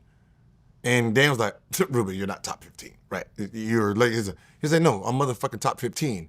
And then he said, like, I can see him like getting himself worked up, but I'm like, it's not gonna do anything. And I was like, no, Ruben, you're middle first round to the middle second, or you're the end first round. He said, he just socks me. Boom. And I fall, and then he just gets on me. And he said, I am strong, but this motherfucker right here was unhuman, right? He said, turns me around, he's punching me and shit like this. And I'm sitting here like, oh shit, I'm about to die, trying to flip him over. Because like, this was literally a brick of a man. Like, it was crazy. He's like, I've never felt someone this strong. And then he said, after he finished, he got up, pulled me up, and he said, yeah, you're probably right. Let's go get a beer. You're my agent. He said, I'm sitting there holding my ribs and shit like, oh, this is crazy. But he said, I signed him. So that's all I thought. Like, oh shit, the brick is coming. Like, right. So like Jason's there. He's like trying to square up with Jason. I'm like, no, like we both heard the story. So we're fucking scared shitless. And then, he got distracted, went somewhere else to someone who else wanted that action, because he wanted action that day. And like, yeah, we're not. We don't want no parts of none of this. I mean, you compare it to Malice in the Palace. Yeah. You know what? It could have went down like that, like literally, because it actually got to the point where the crowd was involved. No, I saw that. Yep. The crowd was really involved. In the They're Oakland? like throwing. No, I mean. Malice in the Palace. No, I mean, with your thing. Yeah. No, it got crazy because Rashid tried to run up the crowd. It just didn't work the way it worked because he got tripped, and you're talking about Oakland. So if his teammates would have seen it and then jumped in, because they had the personalities to make it a Malice in the Palace, maybe even worse. Right. I mean, I've interviewed Ron Artest about this. Mm-hmm.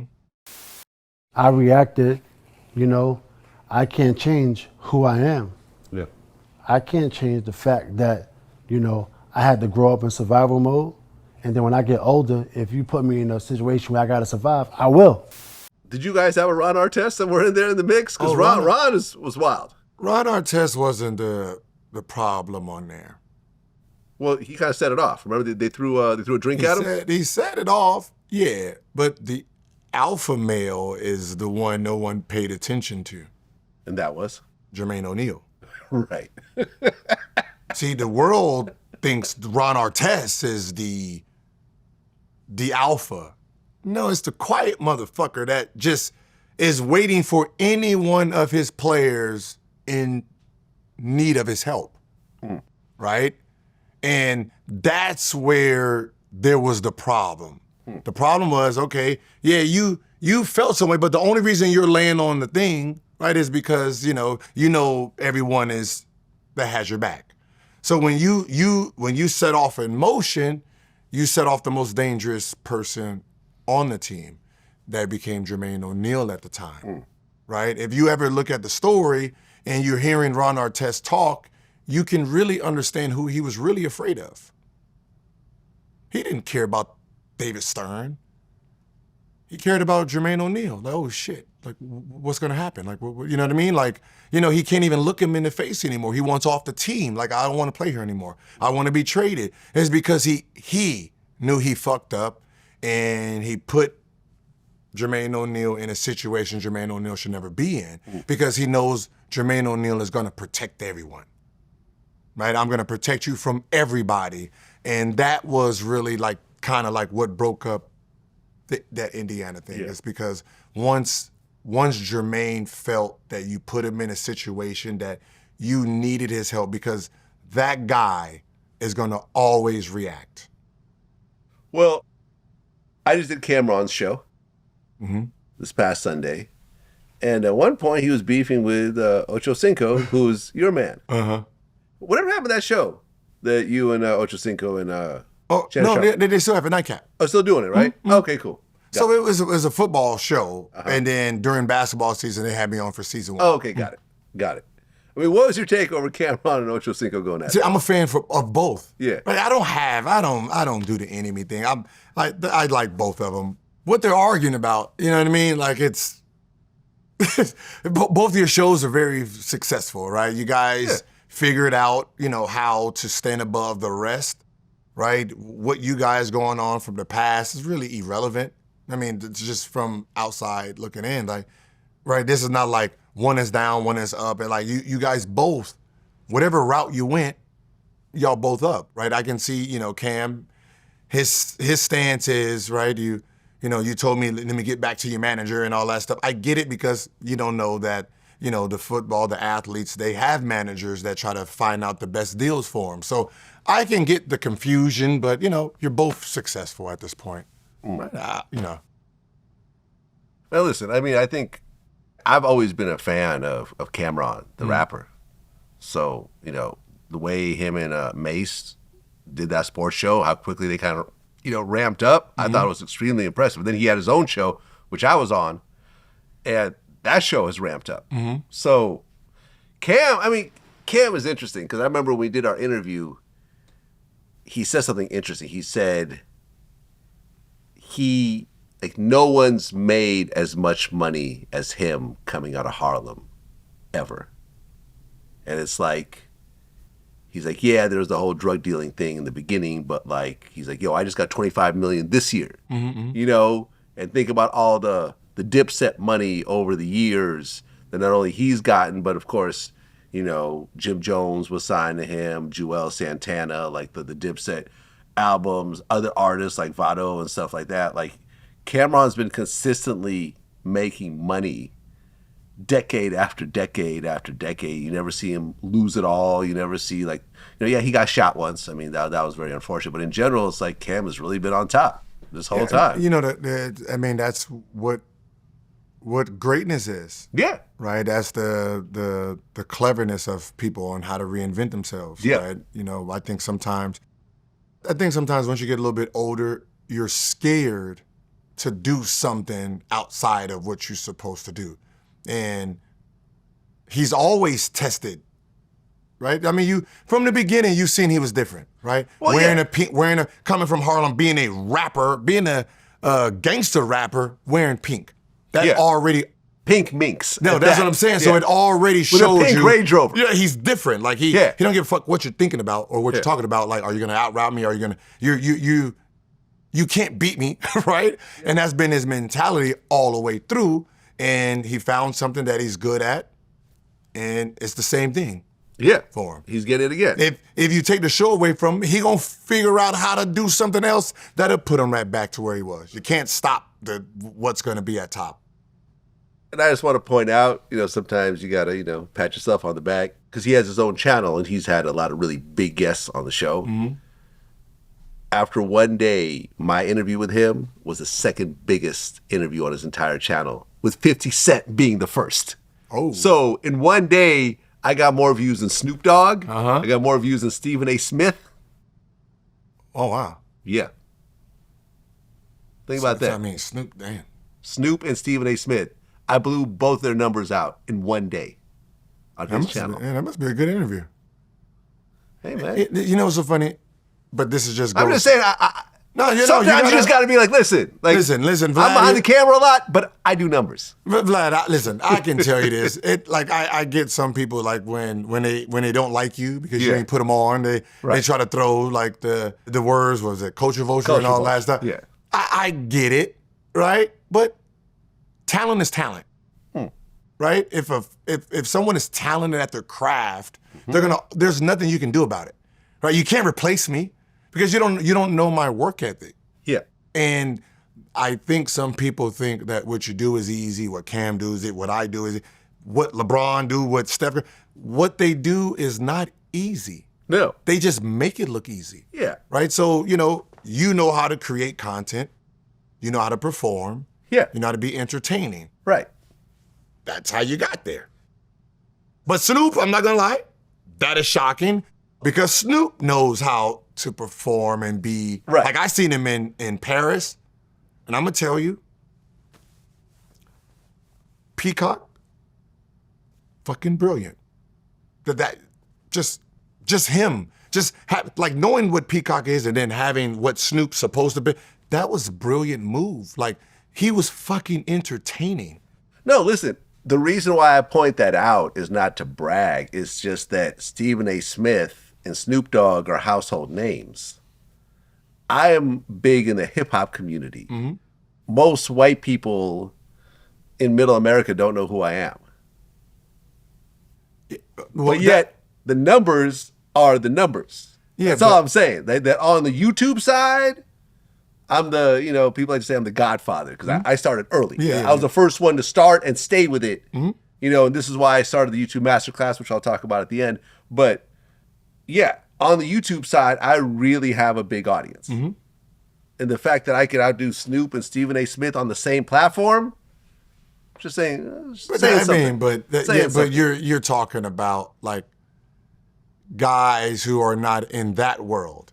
See, this is your world. That's not Stephen A. Snoop's Smith world. is on YouTube. Yeah, that's not his world.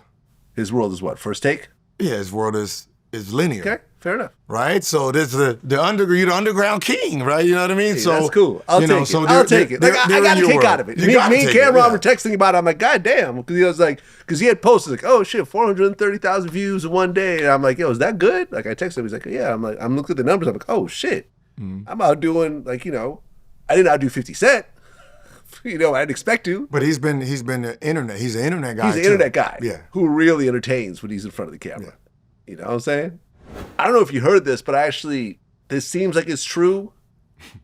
This seems like it's true. I'm not going to 100% stand behind it, but it seems like it's true based on, I have a source who, I'm not going to say who it is, but they spoke to someone in the feds about the situation, and they say that Diddy's going to get bail.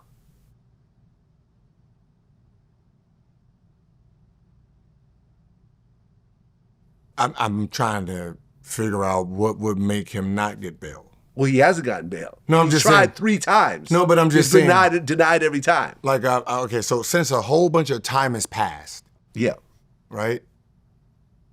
What are the actual? See, I think because so much spaghetti's been thrown on the wall, and I think the Cassie video for people has said, okay, you're guilty of all this other stuff, and I don't think everybody knows what all the other stuff is, because the baby oil and all of that, and the drugs and the baby oil, like, no one's confirmed that. I'm pretty sure they tested it. Right, it's been I don't know how many. The drugs and the baby oil story was just a rumor, but they did find a lot of baby oil. But that's what I'm saying. So 1,000 bottles. So much spaghetti has been thrown on a wall. What is actually the charges that they are trying to hold him for anything to be surprising? Listen, I've been saying this the whole time. I've been on Pierce Morgan. I've done other podcasts. Like I do my own podcast. I say this. I'm like, I'm still not totally sure what he's being charged with. That's such a big deal to the point that he's in federal custody with no bail. I simply don't get it. It's a one-man RICO. He's charged a RICO, and he's the only one charged. I've never heard of a one-man RICO before. Boosie calls it a freako. You see what I'm saying? But there's nothing illegal about being freaky sexually. Because who are the people that I'm being freaky with? They're all cool with it, it seems. But I'm saying, what are they coming out with? Like, the Diddy parties are, like, I get what everybody's throwing, but when you get rid of all this shit, what is? I don't know. What is the crimes? I don't know. I had Stevie J on my show recently. And he was like, I'm not sure.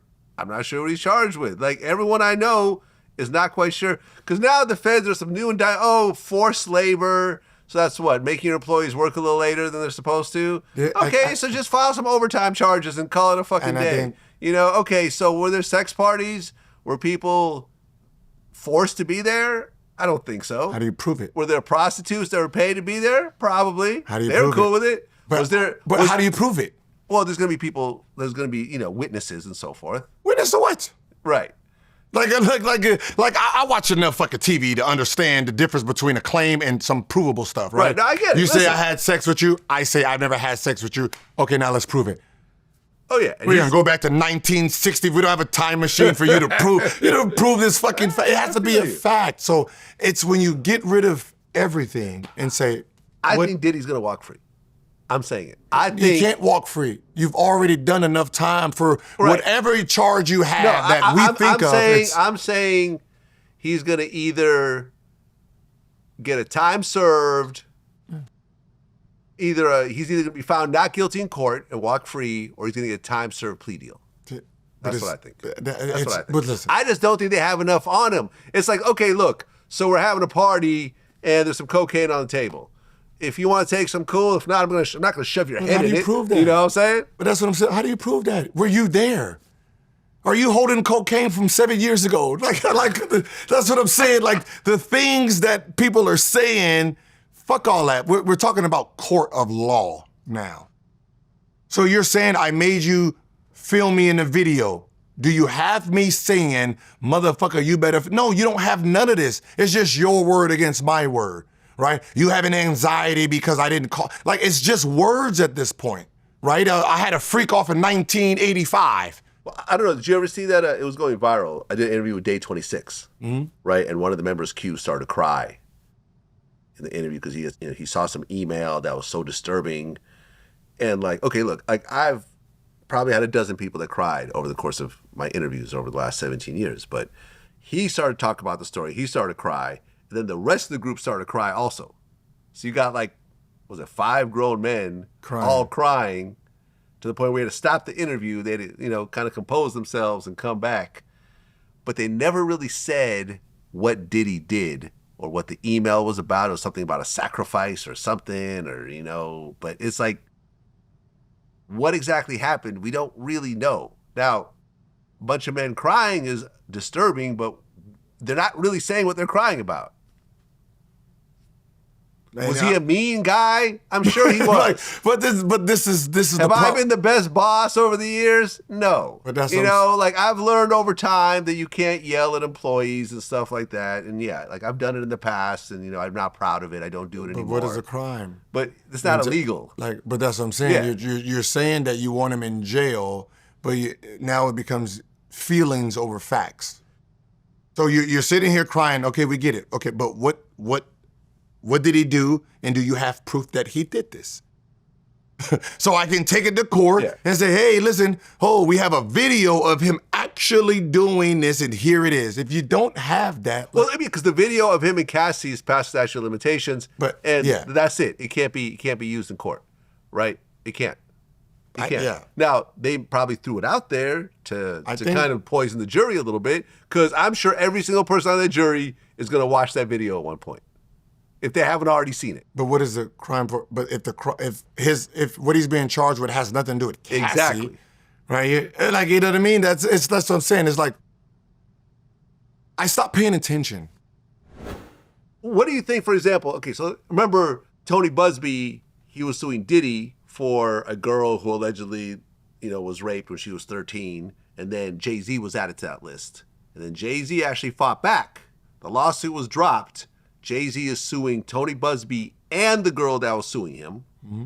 And he actually filed a bunch of paperwork with the department, the legal departments in New York. So Tony Busby's actually not allowed to practice in New York right now because he's violated some ethics rules and so forth.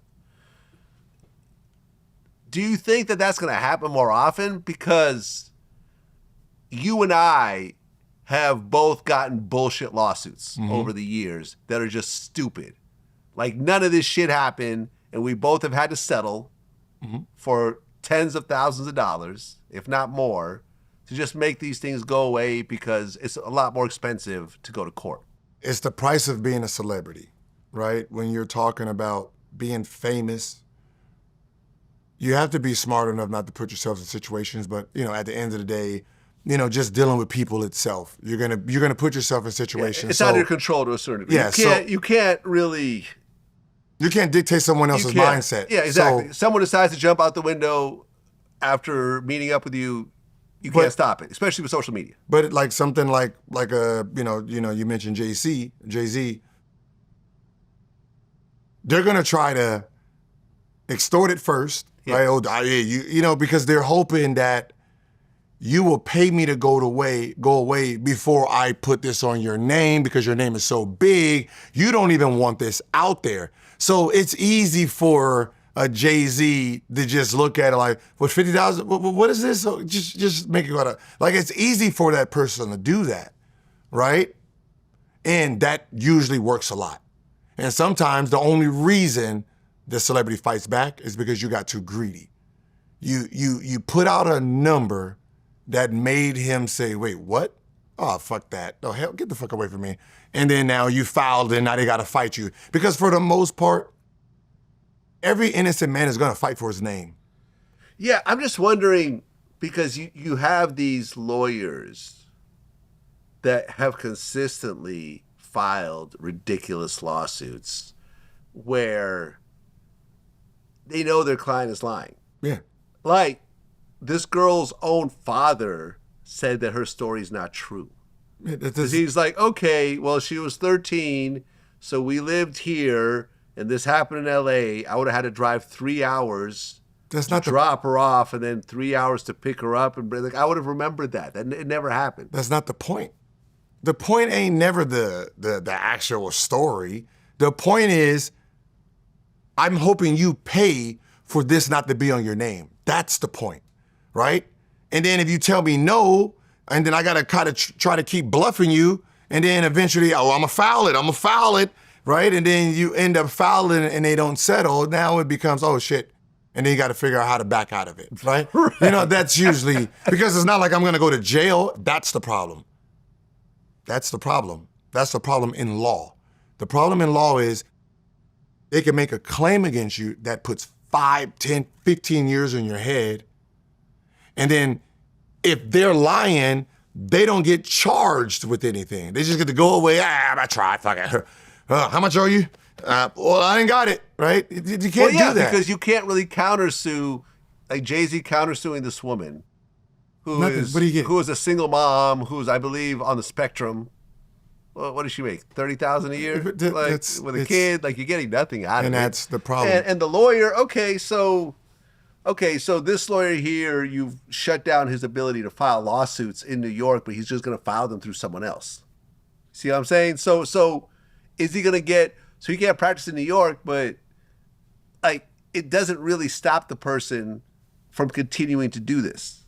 Yeah, no, yeah. I talked to a judge about this. Well, this is during the Me Too movement, and they said they can't penalize an accuser, because once an accuser, because it's hard to beat the person that you're going after, right? Especially if you foul wrong. If you don't foul the exact thing, right, that you're accusing him for. If you miss, like if it's like sexual battery versus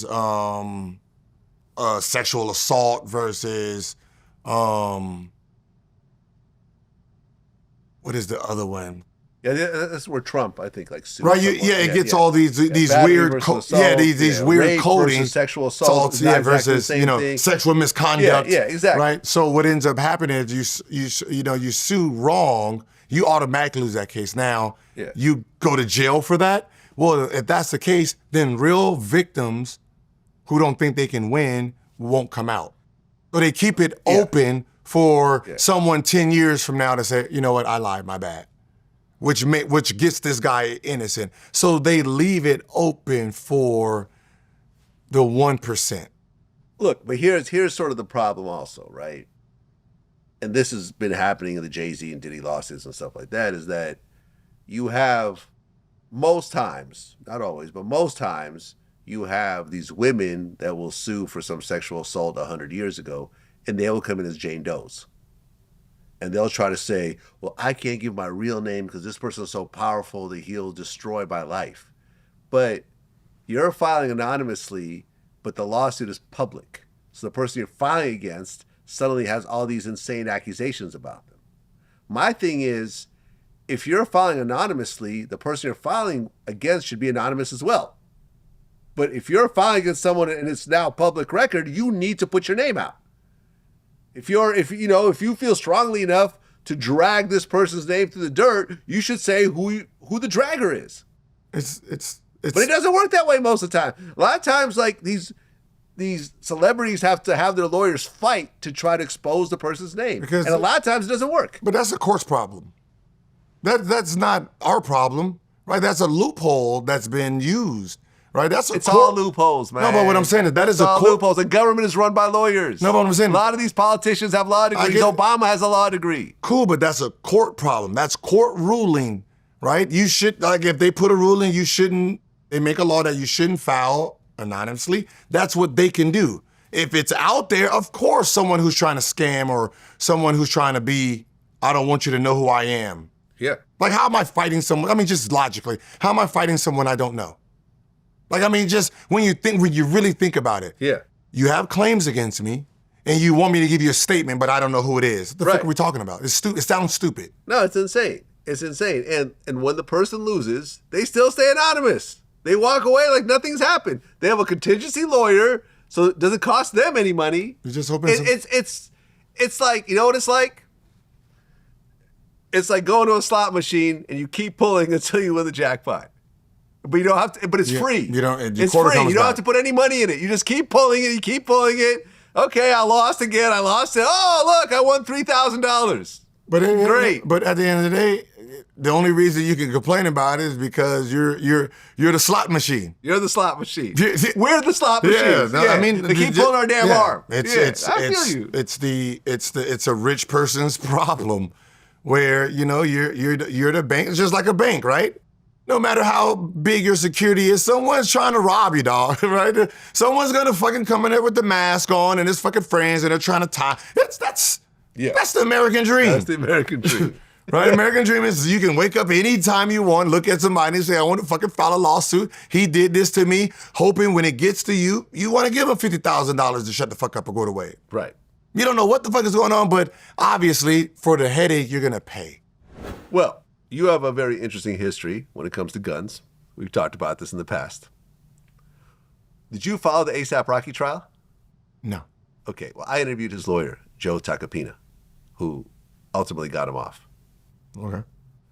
Do you know the story at all? No. What happened? Okay, so I'll break down the story. I really don't pay attention to rappers. I'll- I just I'll- listen to the music. I will break down the story. So A$AP Rocky, who has 2 kids with Rihanna, right? Yeah. Just making sure we Yeah, I know who right? he is, yeah. So 3 years ago, A$AP Rocky went to go meet a friend of his named A$AP Relly. It was an argument, ensued, and some shoving went on. And according to the video, A$AP Rocky pulls out a gun and shoots it in the direction of A$AP Relly. Direction. Yes. Okay. Cops show up. They don't find any shell casings. They don't find any bullet holes or whatever else. Okay. A$AP Rocky then shows up the next day and claims he found some casings that he turned into the police. Who did? The guy who's the alleged victim, right? It goes to trial 3 years later. A$AP Rocky gets offered a 6-month plea deal and turns it down. Mm-hmm. One day before jury selection, his lawyer brings up the defense that it actually wasn't a real gun. It was a starter pistol that Rocky was keeping around because he had gotten into some altercations and he felt by having a fake gun that might get him out of some danger. Okay. It went to trial and the jury agreed with him. He was found not guilty.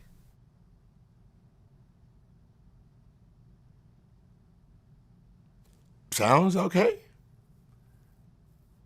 I mean, if ballistics, there's no ballistics, there's no nothing, there's no bullet wounds, there's no nothing, there's just... Yeah, A$AP Relly I just want to scare you? was not the best, the best person on the stand. He claims he was shot by a bullet because he had grazed knuckles. See that? There you go. Like, Right. Okay, can I ask you a question? See, now that goes back to her. So nothing happens to him? For lying?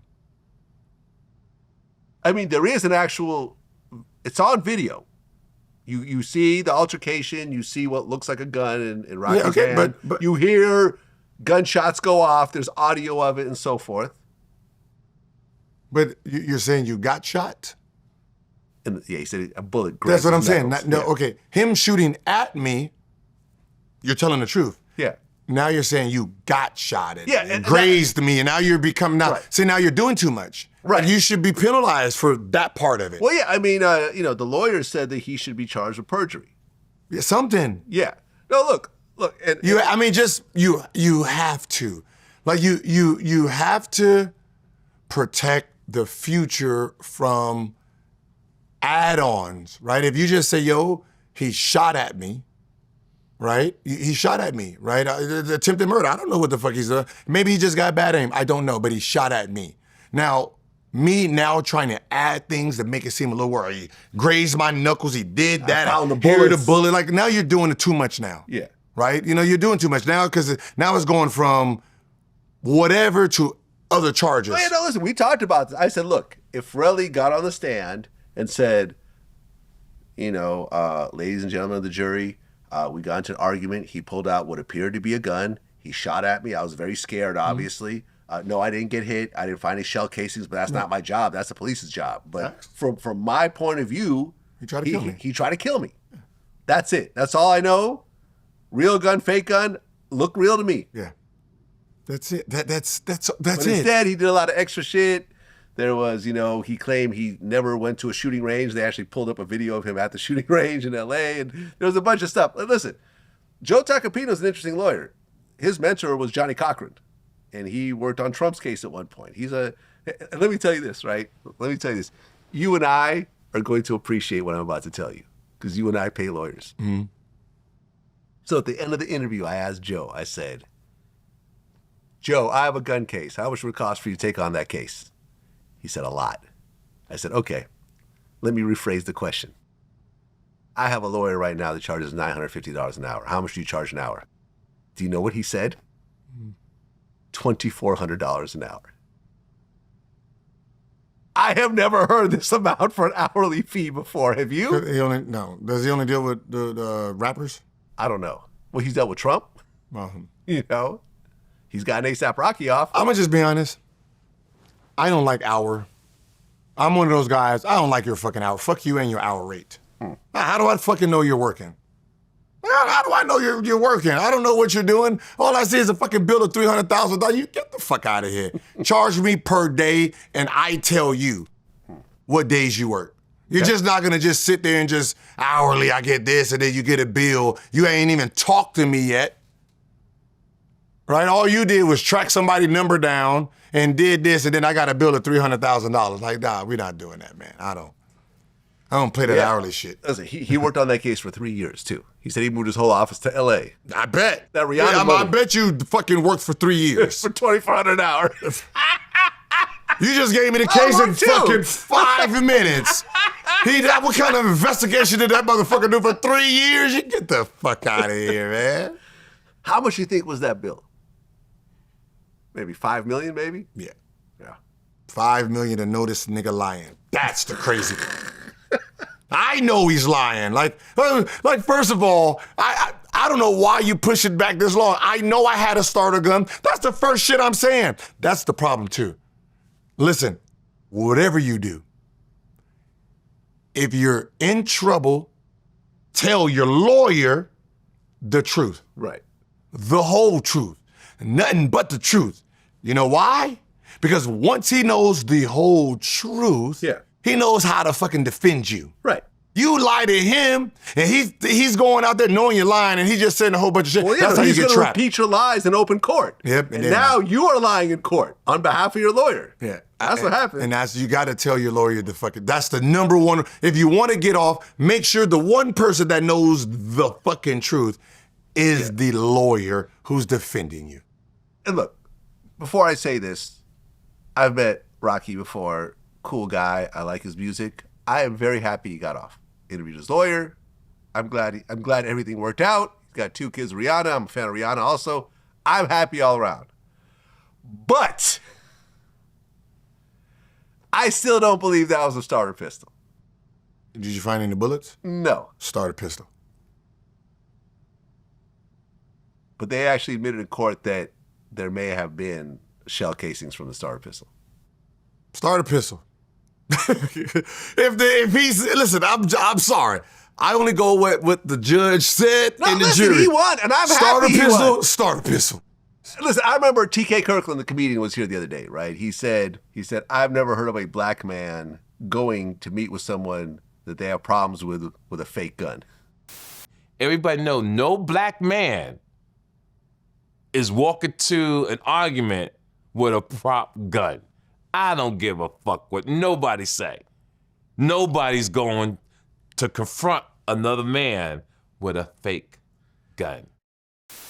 Did they have a starter pistol? I mean, but did they have problems? Weren't they together? No. No, I mean, they were a group. No.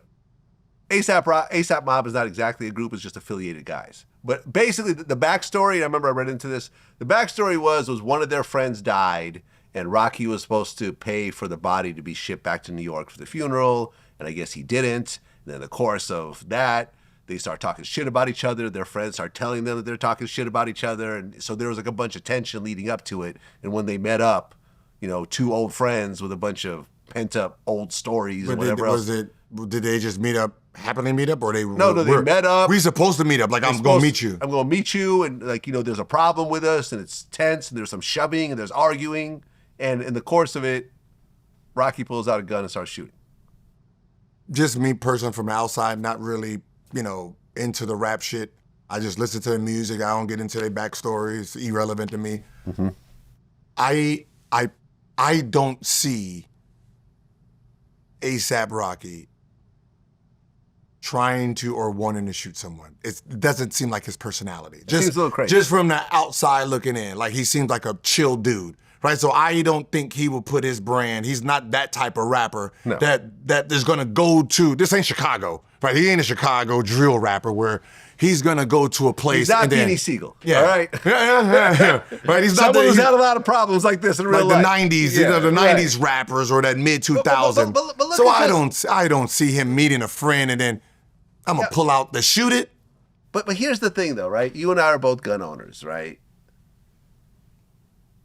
Me and Michael J. White got into a whole argument over this, right? That's my man, but I still disagree with him. The last thing in the world that I would take out of my house is a fake gun. Because I am fully aware that at the point that I pull out that gun, I have absolutely no control as to what happens next. And this gun is not real.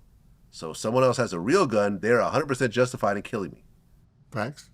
But if you don't know if the other guy is not aggressive enough, or you just have his protection to the point where like somebody's pulling you over, would you walk around it? Would you pull out a fake gun on somebody? Would you pull out a fake gun on somebody? I'm telling you, I would not. At the point that I pull out a real gun, I then attempt to kill that person. That is my point of view. I won't pull it out unless I am trying to use deadly force because I have no other choice at that point. That's how I think. That's how I think. As a gun owner, I've never, even if I rode with a gun, right? I've rode with guns. Remember just the thought of it, the gun in the back seat or the gun in the trunk, the bullets in the. I'm not intending on doing anything anyway, right? So that is a pointless thing too. Right. But even if I'm in... And if you were my friend at that time, I would tell you not to do that. Even if I'm in a situation that I need to pull a gun, unless this person has a weapon... But you don't know what he has. But I'm just saying, but if we're in an argument, I'm not pulling out a gun. Right. First, I'll say, I have a gun. I don't want no problems. Right? I wouldn't even say that. But I know I am, because I still don't want the problem of we fighting and then you think I'm reaching for it, you grab it and hit me with it. So I got a gun, right? I don't want the problem. If you want to fight, I'll go put it down, right? Like I'm transparent with that part of it because I'll take an ass whooping. I don't want to kill nobody, right? Because usually something that we're arguing about really ain't worth taking life. No, listen, I don't. And I'm aggressive. I'm not pulling out guns on anybody. I've never pulled out a gun on anybody. In fact, I generally, unless I'm going to the shooting range, I don't take the guns out of my house if I don't have a carry permit. I'm not fucking around. Like Sebastian Telfair, he went through fucking hell over carrying guns around. You went through a bunch of bullshit because of guns. Like, I understand. Like, I've gone to rappers' houses and studios. There's just guns lying on the fucking coffee table. I'm not touching that shit. Yeah, I don't want none of that. I don't want my fingerprints on that. God knows where that gun has been. It's really just just because I was young.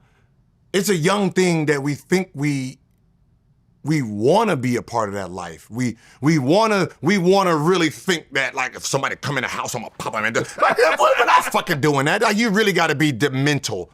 demented Right. to even think about like someone comes in your house, you're gonna be shooting it. Like just you make so much, just get a bodyguard.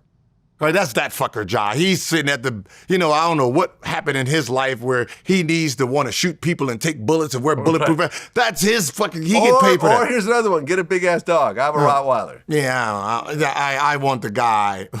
I want the guy who gets paid for this To shoot people, right? I'm not putting myself in that situation anymore to even worry about that. If I have to warn somebody, and I tell kids like this, or just people. Just because you have a gun license don't mean you need to carry your gun, right? Because your license only helps you from police. It don't help you from another bad robber. Like he has bad intentions with his, right? He's trying to take something, get something, right? So your permit doesn't do nothing for that person, right? Your permit is to tell a cop you got it, right? Because once you pull that trigger, that's a whole nother thing that your training didn't teach you, right? Defense versus like that. That's a whole nother issue. You don't even want those problems. And just for just Black America self, having guns in your car with permits is really a dangerous thing on its own too. Because when you get pulled over, I can tell you this just by listening to the news, I never heard someone who got shot and killed. I never heard them say, oh yeah, he had a permit for this one. Right? We don't know any of them people who, if they had permits, and all we heard was gun. Well, let me tell you how badly this can go wrong. So, there's a rapper out of Brooklyn named 5 Foreign. You ever heard of him? Nope. Known rappers, got songs with Kanye and Alicia Keys, and so forth. Like, he was probably like the drill era with like Pop Smoke and so forth. One of these guys. On New Year's Day this year, a woman pulled up in front of his house and needed a jump start because her car died. In front of his? In front of his house, I believe. Right? New Jersey. According to the report, 5 pulled out a gun on her and said, if I see you parked in front of this building again, there's going to be a fucking problem. Witnesses saw this, called the police. He's been locked up since January 18th. He's still not out. He's charged with unlawful possession of a weapon, aggravated assault, and terrorist threats, and 2 other charges. Want to be the tough guy with the gun? Want to wave it around at a woman? There you go. Do you have any good stories about rappers? I'm just trying to figure out, is any rappers having a good life? Sure, look at Kendrick. He's doing great. I'm just saying, the Jesus. Super Bowl, doing diss songs in the Super Bowl. Jesus Christ, this is crazy. It's not the sports world. Yeah. It's a little crazier over here. And the sports world have more to lose. They got the most money. Well, that's why they do less crazy shit. That is one, is they don't. There's also structure. They also. Yeah. There's also a structure. Well, I mean, yes. One. When you're on a team, there's a structure. When you're signed to Def Jam, you're on your own. But there's a difference between being a rapper in a studio and a normal person at home. Understand how to separate the person from the artist. And I think sometimes we get ahead of ourselves and we think what we rap about is what we're trying to do in real life. Right? You can rap about something to connect with whatever audience you're trying to do and be totally opposite of that. Right? And I think sometimes, I'll smack this, I'll shoot that, I'll do that. And then when you leave the studio, you really think you are like that at 5'5", 105 pounds. Yeah. Right? You know what I mean? So, you got to understand how to put yourself in that situation. If you don't know how to do it, you can look at Kanye. He don't talk about killing and guns and stuff, and he walks around. We see him all the time, chilling. Kanye walks around with security. Of course, but for the most part, he's chilling. He's doing whatever Kanye decides to do when he wakes up. It looks like he's chilling, but let me tell you, and I'm going to say this to all the Kanye fans, Kanye walks around with elite level security. That's why he can wear these swastika shirts and nothing happens to him.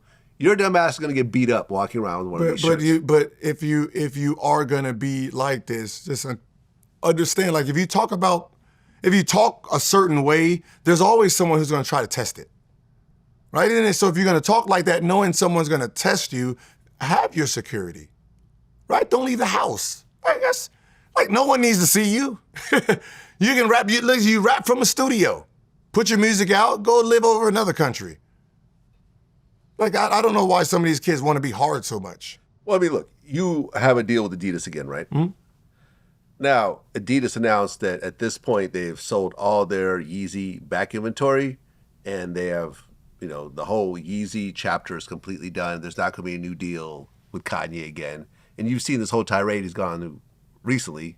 I love Hitler, and he's, listen, my man Academics just interviewed him, right? He goes to his hotel room. This isn't out yet, right? This isn't out yet because you can't really put it on YouTube because I'm about to describe something that's not YouTube friendly. Mm-hmm. He showed up to the hotel room to interview Kanye. Kanye is wearing a black Ku Klux Klan outfit where all you can see is his eyes with a diamond swastika chain on. Okay. And he does the whole interview like this.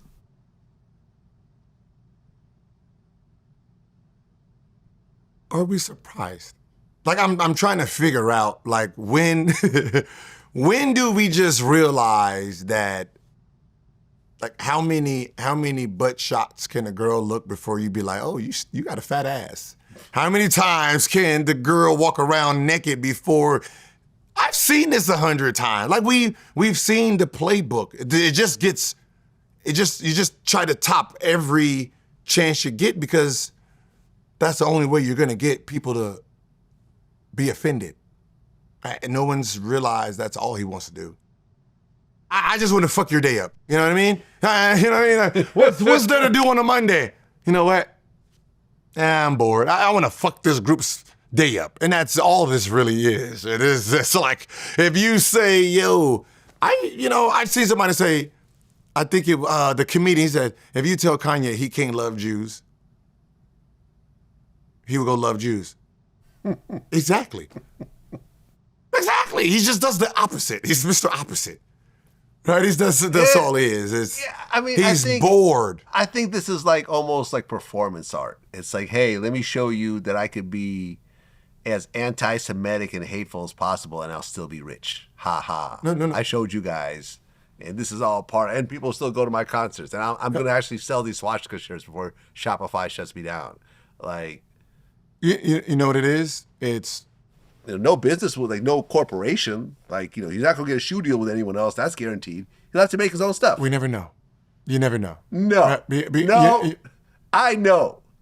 There is no possible way a major shoe corporation, a publicly traded company, is going to do a shoe deal with Kanye. What if they think just like him? What do you mean? What if they think just like him? What if? Because you got to remember, these companies are not owned by CEOs; they're owned by shareholders. What I'm saying is, and board of directors. What I'm saying is, it's not going to fly. Some young, rich, new kid that comes on the block. That's a Kanye fan. That's a Kanye fan that has more money than God. That just says. And if he owns his own company, if it's an independently owned company, you're absolutely right. If Saudi Arabia wants to do some shit with him, like the royal family, who, let's just say they don't like Jews either. They are in the Middle East, I mean, there's been some tension between Saudi Arabia and Israel, throughout history. So let's just say they do it. Yes, I agree with you. Will Nike, Skechers, Adidas, Under Armour, who else? Who are the other, like, major? Puma. None of them will do a deal with Kanye. I'll bet you $100,000 right now. You don't $100,000. You don't know take that bet? You really think Adidas wanted to get rid of Kanye? No, they didn't. Okay, so he made them billions of dollars. So there's going to be someone who wants billions of dollars of ideas, and they will do it just to get the jump, and then whatever happens later, that'll happen. But I need the first couple billion. You know what I mean? But here's where when I look at Kanye, I look at it like this. The creativity in him, right? Like, you got to go all the way back to how he started and see where he is now, right? Is no different than someone doing drug for the first time. Okay. All right? What ends up happening? They're chasing the high, Yeah. I think he's at the point where he wants to see how far he goes and still be back on top. Right? Yeah. Right? All Like I right, said, I went to this mountain and then I fell all the way to the bottom and got back to the mountain. Right. Oh, I need to See, try I'm a this. billionaire. That's the I whole need thing. to I'm a build it billionaire. higher to I'm jump. a billionaire again. I want to jump off it's one of those where I want to jump off so far down. How far can I go before I can see if this is a challenge now for him. This is the rush. See, the rush ain't being a billionaire. I think he's already convinced himself. That's what I can be. I think the challenge for him now is I want to see how invincible am I? Well, here's the thing. And we talked about this because there was a podcast that came together kind of spur of the moment. It was like Adam 22, WAC 100, me, Academics, Trapalo Ross. It was a bunch of like the big dog independent media people in hip hop. So Academics started breaking down and everything. He said as he's leaving, Kanye tells him, I'm the closest thing in this world to God. And I think he truly believes that. So if he thinks he's God, then he makes his own rules. You know why he makes his own rules? Because the money? No, because he realizes the one thing that keeps him relevant. America, the world, humans don't know how to really hate someone in a sense of not focusing on it, right? If the person needs attention and that's what gets them off, you don't know how to do that, right? You think like saying I hate you, you're this, you're that, everyone doing podcasts on it, everybody reacting to, you're just giving him exactly what he wants. So he knows you can't actually cancel him because you don't know what cancel really means. Cancel means ignore. Yeah. You're right. Now, if Academics drop that video and it gets 0 views, now you done entered and fucked up everything he has going on. Yeah. Right? That's not what the plan is. The plan is, I do this shit, everyone's upset, it gets fucking 10 million views in an hour, this, that, I'm God. This was essentially part of his album rollout because he dropped the Bully album on YouTube. Mm-hmm. It was like a long film, basically, but it's a bunch of songs. But this is what he does. Whenever there's a rollout, he acts crazy and it gets a bunch of attention, and then people listen to the album just to see what the fuck he's talking about on the album. I don't know, man. It's not God in reality. He just knows humans. Yeah. In a sense. He just knows the behavior. That's what I'm saying. Like if you really want to figure out how to make him change, is ignore him. Don't give him the view. But no one's gonna do that because everybody else wants the attention and the clicks. Listen, people are like, yo, every so often, depending on something I tweet or some of my interview, a bunch of people get an uproar. They're like, oh, Vlad's canceled now. He's canceled, whatever. And I always like to say, you can't really cancel someone unless you put them in prison to the point where they don't have a voice anymore, or you kill them. Other than that, if that person's out there creating whatever content they're creating, they're not canceled. Yeah, are you gonna? You may not like them, but they still have their fans. And I don't care what you do. Most people will look the other way if they like the product, unfortunately, but that's just the way life is. R. Kelly's biggest hits came out after the video of him urinating on the girl came out. The Ignition remix, Step in the Name of Love, all that came out after all of us saw this video that was really R. Kelly. Mm-hmm. I saw the video. You saw the video back in the day? It was circulating. It was like in all the fucking like swap meets and whatever else. Like I just want to see if it was R. Kelly. I was like, oh shit, okay, I'm getting rid of this shit. But again, the cat, it's the curious cat method, right? I know you I know you're not disciplined enough not to click the video to see what stupid shit I have to say. I know that. So why would I stop saying the stupid shit if I know you're gonna click the button? There you go. There you go. You're gonna give me the like. You're Yeah, gonna the Pavlov dog. You know, ring the bell, and you know, so yeah, spit you comes out your mouth. can't, but you still can't cancel creative people. There's people in the world like you can't like R. cancel. Kelly. R. Kelly's gotten canceled. There are no new R. Kelly albums coming out. He's singing in his jail cell, or Wasn't that just viral just a minute ago? Right? I thought some R. Kelly thing from jail came out. No. Tory Lanez put out an album from jail. There was no. I thought it was a remix from a Chris Brown song that it was R. Kelly talking about "Where's my check" or something. Not that I know of.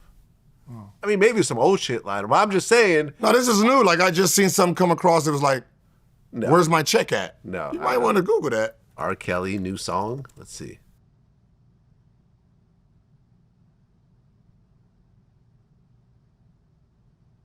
I mean, the song called "Please Forgive Me." They came out a while ago, but no, I don't. Yeah, something with like it's off of Chris Brown something. Nope. Are you serious? Nope. That just came around my timeline. Chris Brown R. Kelly releases Residual remix. Yeah, where's my residuals? Yeah, something like that. It's something that has to do with all right, so he put out. Yeah, so he put out something that I've never heard of. But that's what I'm saying. It's been trending like shit. Like that's what I'm saying. Right. It's been trending. Well, okay, so yeah, I mean, it is R. Kelly still. This is a voice of the generation, but I'm just saying these songs are not hitting the charts. He's not impacting anymore. Oh, because he hasn't come out with music. Yeah, because as soon as if he comes out of jail and drops an album, he's not getting out of jail. No, but I'm saying if he got 20-some years. If he did, there's nobody disciplined not to go listen to R. Kelly. No, listen. Lil Durk at this moment has the #1 album in the country, and he's in a federal holding facility charged with murder for hire. People are looking the other way because they like the music. Yeah, it's sometimes the music and the person is. Yeah. Exactly. Some people can separate it. Yeah. Yeah, listen. Right. At the end of the day, man, you put someone in a jail cell, you heavily limit them in terms of their ability to do stuff. But then again, like I said, Tory Lanez these days, between prison phones and AI and editing software, you could actually recreate something that sounds decent. Yeah, but it's just not the same as I just being I'm glad I'm in the and land I am, because this rap shit is just it seems depressing, to be honest. It just seems like a depressing world. Sometimes it is. That's how we're gonna end it, unfortunately. And by the way, before I also end it, someone who is tied to your story, Irv Gotti passed away. Oh yeah, recently. I heard, man. Age 54, very young. He's the one that wanted to kill you at one point for making him lose money on a spread. Because he scored too many points. I seen that. That was sad. I met with him. I used to see him at poker games. He died playing poker. Wait, what? He died playing poker. He had a heart attack while playing poker and eating Chinese food. Oh, I didn't. Yeah. Man. He had diabetes, which he never really took seriously, according to his brother. His brother, Chris Gotti, me and him have actually been really cool over the years. So me and him had a conversation recently and so forth. Yeah, he died. Yeah, he was sick and wasn't really taking it seriously. 54 is young. Yeah. Yep. So rest in peace, Irv Gotti. That's how we're going to end it. Till next time. All right. Peace. Peace.